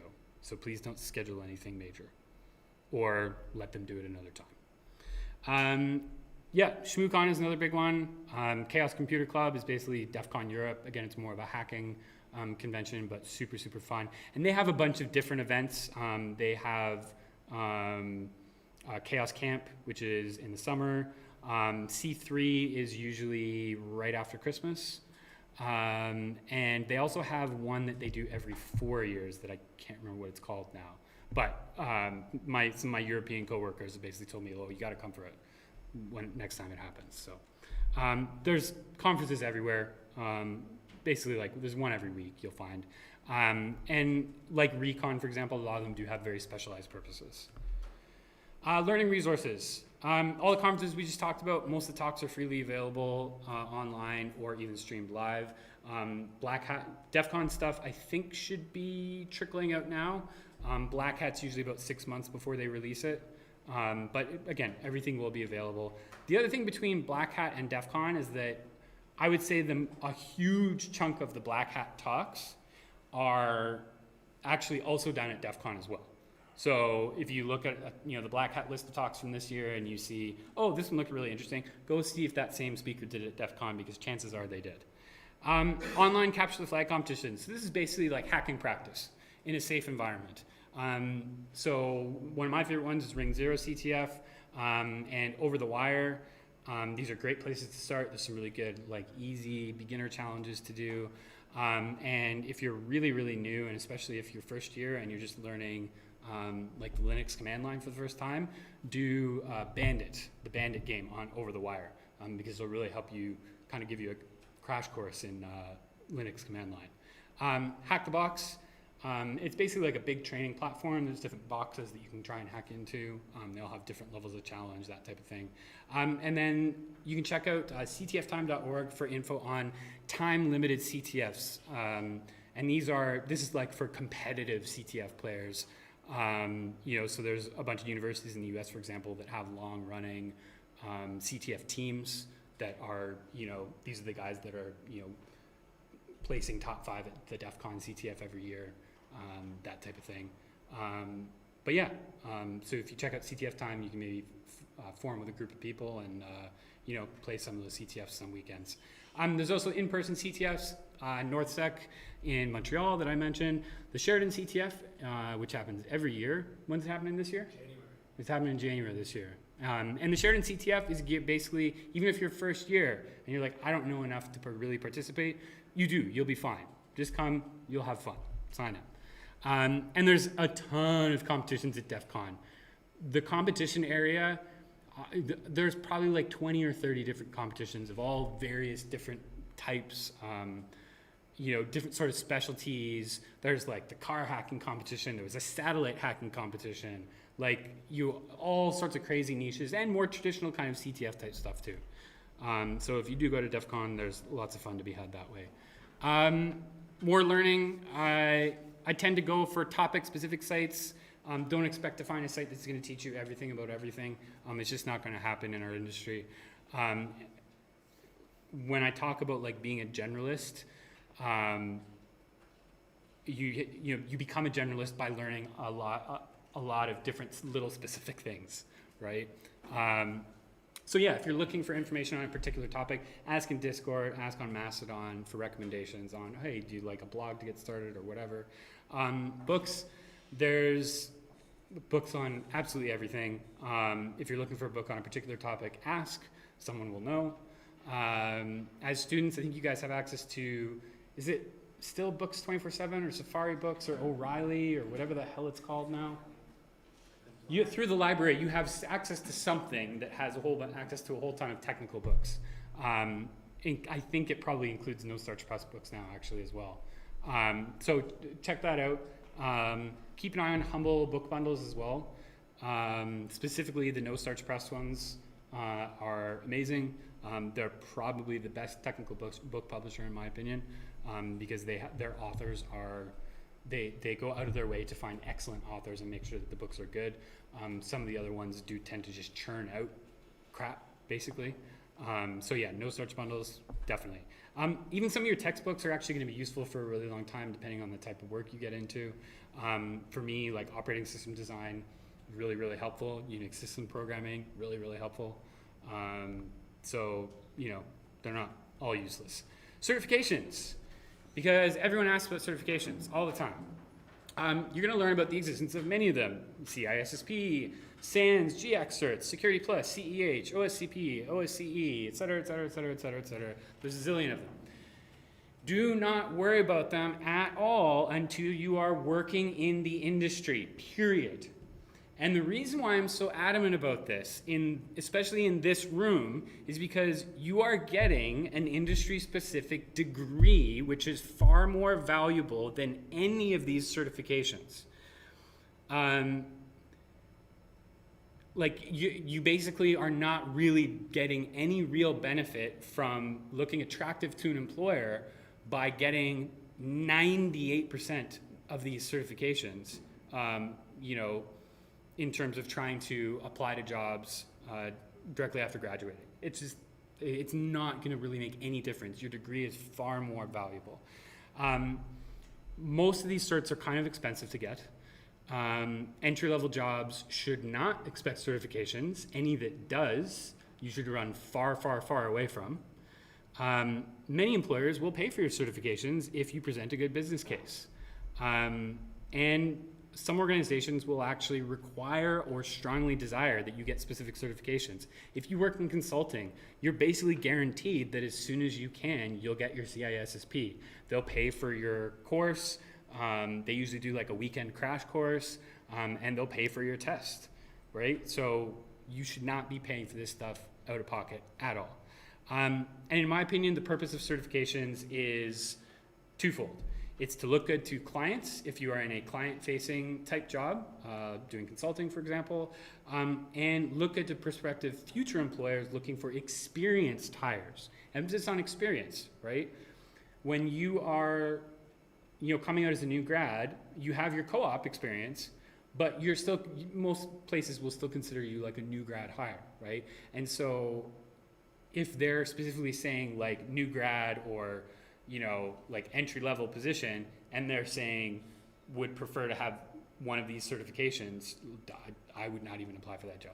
Just don't do it. It's not worth it if that's their expectation for entry level. Now, that being said, some of the certifications may actually teach you something useful, but don't count on it. I would say the vast majority of them are essentially memorize a bunch of information and then take a test so you can basically repeat what you memorized, and that's it. Does that mean you're actually any good at the thing that particular certification was covering? No, it's mostly meaningless.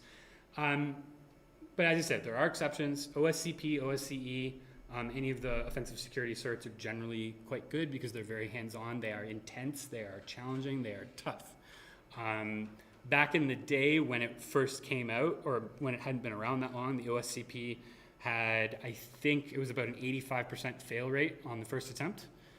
And it's basically like a 24-hour exam. It's a 24-hour hands-on exam. So, you know, whatever you can get done in 24 hours, and then you also have to write a report and all that kind of stuff. So it's intense, but it's a better reflection of something you might actually do in the real world at a job. Good counterexample to OSCP is the CEH, or the Certified Ethical Hacker. Avoid it like the plague.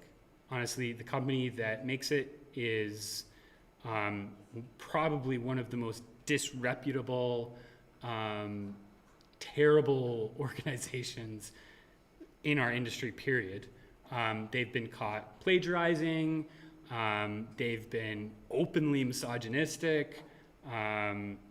And when they're confronted about it, they typically tend to double down or give some sort of really, really terrible, weak response. And not only that, but their certifications themselves are really just not worth the money you pay for them at all. Okay, so career progression, your first industry job. So you obviously, everyone comes into this program because they're like, well, yeah, I want to get a good career, right? Especially if you're like first year, even second year, I try. I know you will, because everyone does, but try not to worry about your first job yet. You have a mandatory 8-month co-op between third and fourth year. As long as you work hard during co-op, you will almost always have a job waiting for you once you're done school. And this is by far the easiest way to jumpstart your career. If you have connections, use them. So what I generally tell people is, if you can tolerate it, try to stick out with your co-op employer for 2 years. Once you've hit that point, that's where you can kind of evaluate and say, okay, is the type of work I'm doing right now the type of work I want to be doing? Do I like it here enough to stay? Is the career progression, does it look good enough for me to kind of stick around, or, do I maybe want to go somewhere else? At that point, you've got the experience to now say, hey, I may still be kind of junior, but I have a couple years of experience under my belt of actually working in the industry. You will be much, much more attractive to any prospective employer at that point. And not only that, you can use that opportunity to pivot into something different if you didn't enjoy what you're doing in co-op. So that was for me. So when I worked at Deloitte, I was doing defensive stuff.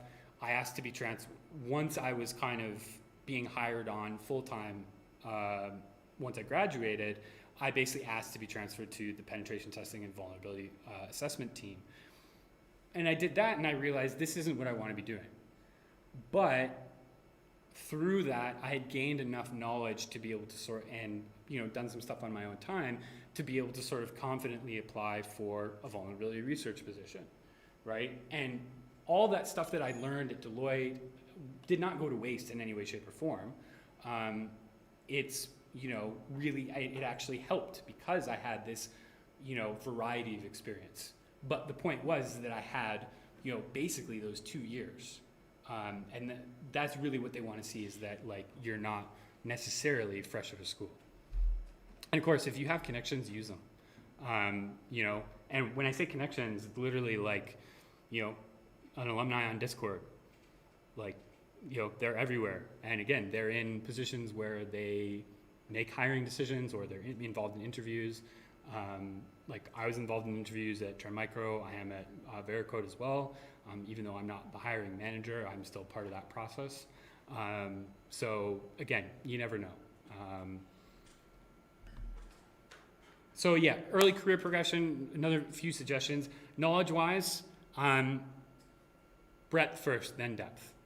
Don't specialize too much too quickly, even if you're super interested in something, because you may, as I said, you may think this is what I want to do for sure.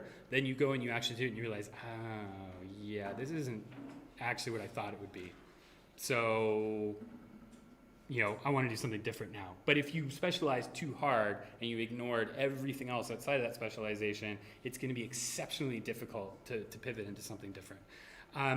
It's much easier and faster to learn about something you have a basic awareness of than starting from scratch. So that's why I say, if you just get a broad knowledge of everything, which is what the Sheridan program does, it really gives you a basic level of knowledge of everything that it covers.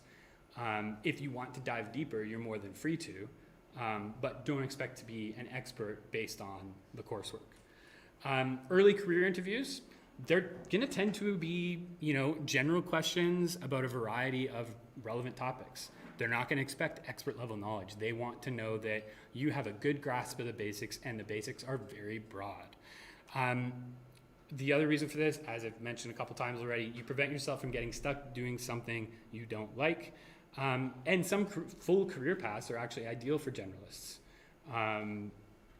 So application security, if you're a bit of a security generalist, and you have some good programming knowledge, you have some good vulnerability knowledge, a little bit of networking, a little bit of this, a little bit of that, you can go pretty far. And you basically just specialize as needed at the time that it's needed. And any good company is going to give you the room to do that. Now, making your way through the program. The program's rigorous and challenging. Don't let the fact that you're at Sheridan and not at U of T or Waterloo fool you into being complacent about the program. In my opinion, it requires full-time job hours when you combine in-class time and study and reading time. So, if you're either, not going to classes or, not doing any of the work outside of class, unless it's absolutely mandatory for marks, you're going to struggle and you are going to fall behind for sure. I can basically guarantee that. So that being said, if you don't need to work, obviously a lot of us are in that position where we have to work, right? You got to pay the bills. But if you don't need to work a part-time job or anything like that, try not to, because you want to put as much time as possible, and you will get the value out of it. It's not just to get good marks. You will learn things that are going to stick with you and are going to be valuable when you head out into the working world. In your non-class time, find classmates to study with and share knowledge. Best way to know if you know something really well is to teach someone else. Read ahead when possible, so when you're walking into a lecture that you at least have a vague idea of what's going to be talked about, so when they talk about it, you're like, oh, okay, yeah, that makes total sense. And don't leave everything to the last minute. I know you all will, and I still do, and I did. But it's just not worth it. It's so painful. InfoSec's a really small community. Sheridan alumni or people who know Sheridan alumni are everywhere. We have a ton of alumni on Discord, so just, FYI, don't do anything stupid or say anything horrendously offensive, because that could stick with you forever. And the reputation you create for yourself in school will follow you for an exceptionally long time. I'll be honest, probably one of the worst classmates I had, that is just burned into my brain permanently. And that was, I'm gonna say, he didn't wind up graduating from the program. He dropped out eventually, but he was there the first 2 years. He was suspended for a year. He came back, and if I ever saw him apply for a job or anyone said, oh, hey, you went to Sheridan, do you know this guy? I'd be like, no, don't even interview him. Throw that resume in the garbage, because he is not, he could not have changed that much from that time. And even if he has, I don't care. He's ruined his reputation. He was a terrible person, lazy, he cheated, that's why he got suspended, etc. Right? So it will stay with you forever. Your classmates will remember. So on, more positively, having a reputation for working your ass off is much more valuable than having amazing grades. To some extent, getting good grades, some people just kind of have an innate ability to really deal with the kind of subject matter really well. They're excellent programmers. They understand the technical stuff. But if it's someone gets really, pretty decent grades, but clearly they're putting very little effort in, I'd probably rather pick someone that has slightly lower grades, but busted their ass and clearly did so. I'd rather have them as a coworker than someone who just kind of coasted. And even people that I fundamentally disagree with on a personal level, I will choose those people to work with, because I know, oh, that person had a great work ethic. They were awesome to work with. I can't stand them on a personal level, but I would love to work with them, right? So, just be mindful of that as you're going through school, especially doing group work, because we all know how fun group work is. All right, so that was a bit lengthy. I thought I'd cut it down this year, but I kind of yammered on a bunch. Any more questions at all you guys want to ask? Anything about anything? So the co-op, is it almost guaranteed that you have a job opportunity, or has it been I mean, it depends on the employer, the situation. It depends on how well you do in the job. And some of it can be, there's a lot of stuff that unfortunately is not really in your control. Sometimes you get terrible managers, or you have a company that literally just wants some cheap labor for 8 months, right? And they have no intention of really hiring anyone on full time after. That can happen, but I would say a good number of people at least get an offer from their employer. And as I said, if you can stand working for your employer, if you didn't absolutely hate that co-op job, I would always say just take that. Like, that's one worry off your plate. You're like, I have a job secured for when I graduate. I can worry about getting the job I really want later once I've established myself in the industry.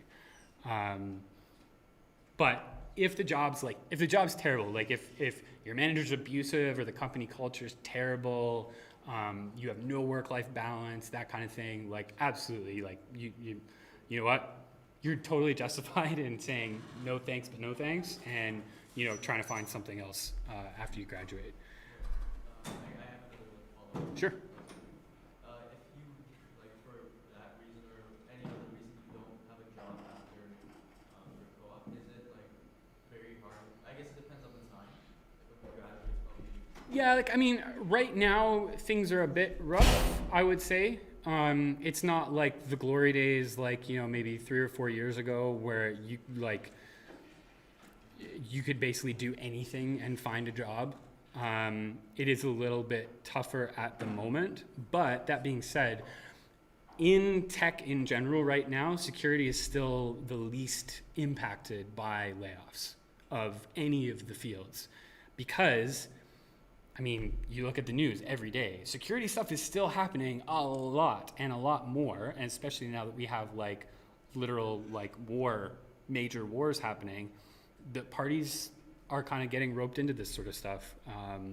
So there's a lot more at stake. So security is still very important, even though companies are trying to cut back. So you may have to kind of work a little bit harder, find some connections, to get, make sure you get your foot in the door and get that interview. But realistically, I don't think it's going to be that hard. Again, as long as you've worked hard through school, you'll have classmates, for example, that are employed and will say, oh, hey, like, yeah, I'm working here. It's really awesome right now. We have like a position open. Let me pass your resume on to my manager. And, that's the easiest way to get hired, is just have those connections with people. But that relies on you making sure that you have a good reputation through school. So we actually do have, looks like 2 questions on the Discord. Sorry. I can read those out to you. It looks like Baby X asked if it's advisable to seek mentorship from a CEO of a recently established company, and if so, what would be the best approach to get into contact? Personally, I wouldn't go for. So I guess I'll read out the question on here so we can hear it. So this is the question from Baby X, asking, is it advisable to seek mentorship from the CEO of a recently established company? And if so, what would be the best approach to get in contact? I'll be honest, I wouldn't go for mentorship from a CEO unless you want to like actually start a business or start a company. Otherwise, I don't think that's the right type of person to really seek mentorship from in our industry. They're going to be business and money-making focused, and more that sort of entrepreneurship slant to everything, as opposed to like, career progression, as an employee. But it sort of depends on what you want. Like if that's really your goal, is that I want to, kind of go out for business for myself. LinkedIn is the easiest place. If they're on a more informal form of social media like Mastodon, I find that is a little easier. LinkedIn feels weird to me. But yeah, so I would say, check their LinkedIn, see if they have any other more informal social media contacts, and then, on Mastodon or something like that, as I said, an easy tactic is to ask them, out in the open, if you can message them about, you had some questions, and if you can message them privately. And that's usually the easiest way to start. yeah, is Sheridan paying for Sector this year? Who knows? It's been pretty random when they've done it. Oh, and it's during reading week. Oh, so there you go. You guys don't have to worry about scheduling. So keep your eyes peeled on Discord. As I said, at a minimum, there will be at least a couple free passes. Typically, we'll just do like a random draw for them. And then we'll see what happens with the student passes and whether Sheridan decides to pay for them or not. Anything else? Oh, is it worth attending if you're a first year to Sector? Absolutely, 100%. So my first conference was Hackfest in Quebec City. I was in my third semester. And let's be honest, like in first year, you're not learning a ton of security specific stuff yet. You're learning, some kind of like business level stuff, but you're not learning a lot of like that deeply technical security stuff yet, because we have to lay down the fundamentals first. And so I went to Hackfest, and I'll be honest, like I didn't understand 90% of what was being talked about in the talks, but I absorbed enough information and enough terminology that I was able to, get an idea of the things that made me excited and the things that I was interested in, the things that sounded cool. And that for me was a really big part of it. And again, I met a whole ton of people that I wouldn't have met otherwise. So yeah, I definitely recommend any conference that you can go to in your early career, go. Yeah, that's what all I have to say about that, because I think they're most important for people in early career. Looks like there's one more question at the bottom. About certifications? Yes. So yeah, so the question is, so basically because of our degree is covering what's on some of the certifications, we don't need them. Sort of. The thing with certifications is that they don't necessarily actually really teach you anything. What you learn in a certification is exactly what you need to learn to pass the test. That does not mean you've gained sufficient knowledge for it to actually be useful in the real world. It just means that you learned enough knowledge to pass that test. That's it. That's all a certification means. In some cases, as I said, like the OSCP, the really deep challenging hands-on ones, those are different. That means you probably know enough to do be a junior pen tester, for example, if you can pass your OSCP. But again, it's not a replacement for a 4-year education that covers from start to finish, the fundamentals of programming, networking, then building on that, right? You can't replace that with a certification that can be studied for on a weekend, right? They're very different things, and I think they have served very different purposes, and employers understand that this certification versus a bachelor's degree from a reputable program, cybersecurity program, are completely night and day different. Pavin's asking, what's my go-to password manager? I use Bitwarden. I do the self-hosted. So there's there's a Rust-based fork called VaultWarden, and you can just host it in a Docker container, and yeah, that's what I use. And it basically has all the paid Bitwarden features, but it's fully open source, and you don't have to pay for it. Do you think you can become a business owner in this industry? Personally, I don't want to become a business owner. I think it's a personal preference. It's very possible. There's lots of room for boutique consulting firms and stuff like that. But it's a hard life.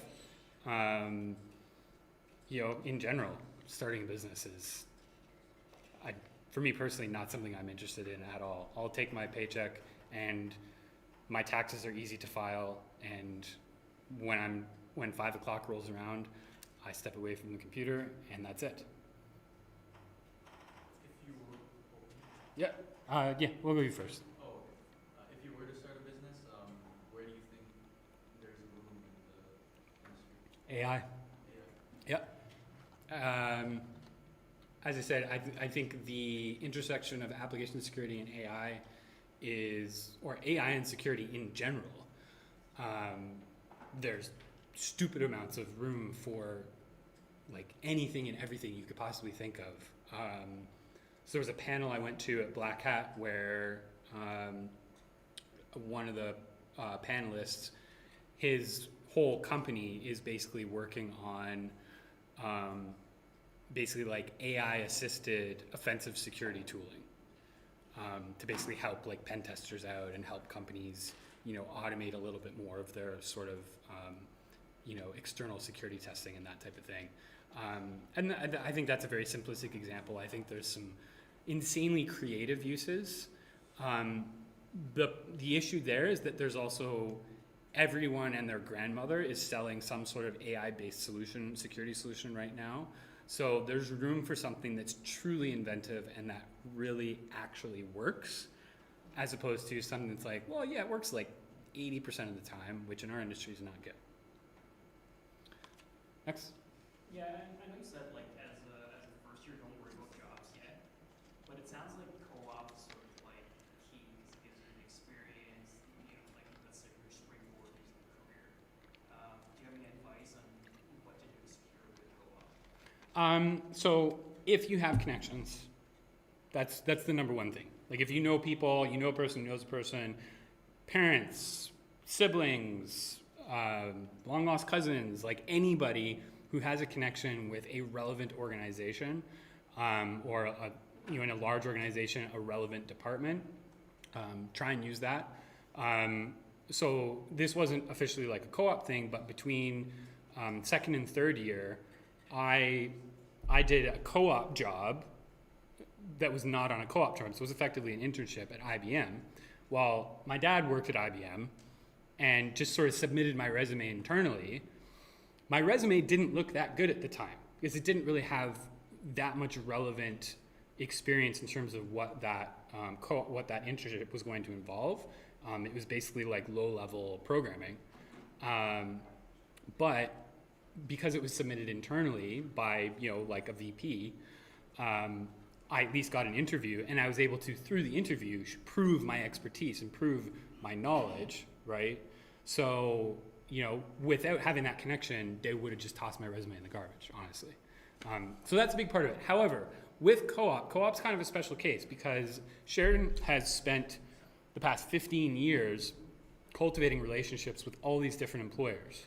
And so they specifically submit their job postings to Sheridan's job board for a co-op, right? These guys already employ tons of Sheridan alumni. They hire Sheridan co-ops every year. They know what they're getting. And I'll be honest, I don't know if I've ever seen someone not get a co-op job. I'm sure with the larger numbers now, maybe it's happened like once or twice, but by and large, I've never seen someone not find a co-op position.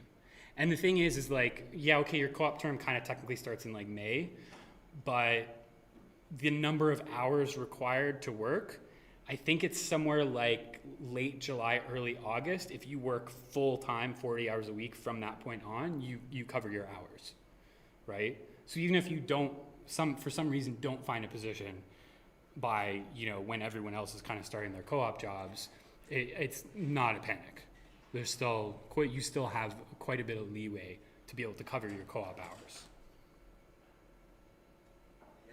Just to add on to that though, if you want to get involved in ISSessions, I think that's a great way to secure your co-op. Yep. I find that most people that are actually participating in the club are like our execs, and they get the good top-notch co-ops. Yeah, and that's how you're going to differentiate yourself, right? So some people might think, oh, I need to go and get a certification to make my resume stand out from my classmates and stuff like that. But in reality, what you're doing with your learning, whether that's participating in, you know, a session like an organization like Sessions, or you're going to conferences, or, you know, you go and attend some of the regular meetups like DEF CON 416 or Task, right? So if you go to those sorts of things and you just put that like, you know, at the bottom of your resume and you say like, these are, you know, the sort of additional things that I'm doing, to sort of keep up on, to sort of accelerate my career and my knowledge. Sorry, John, we're just Yep. running out of time. Sure. So maybe if you want to do one last question and then we'll... Yep. Anyone else? One more question? Anybody? No? No? No?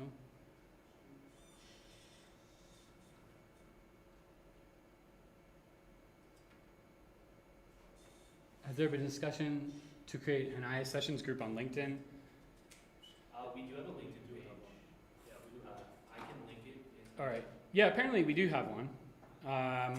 Yeah, we'll sort that out. It's probably not a bad idea.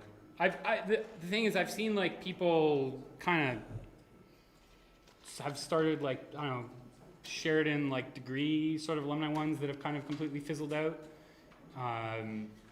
But yeah, we should definitely get a sessions one going. All right, thanks everyone. As I said,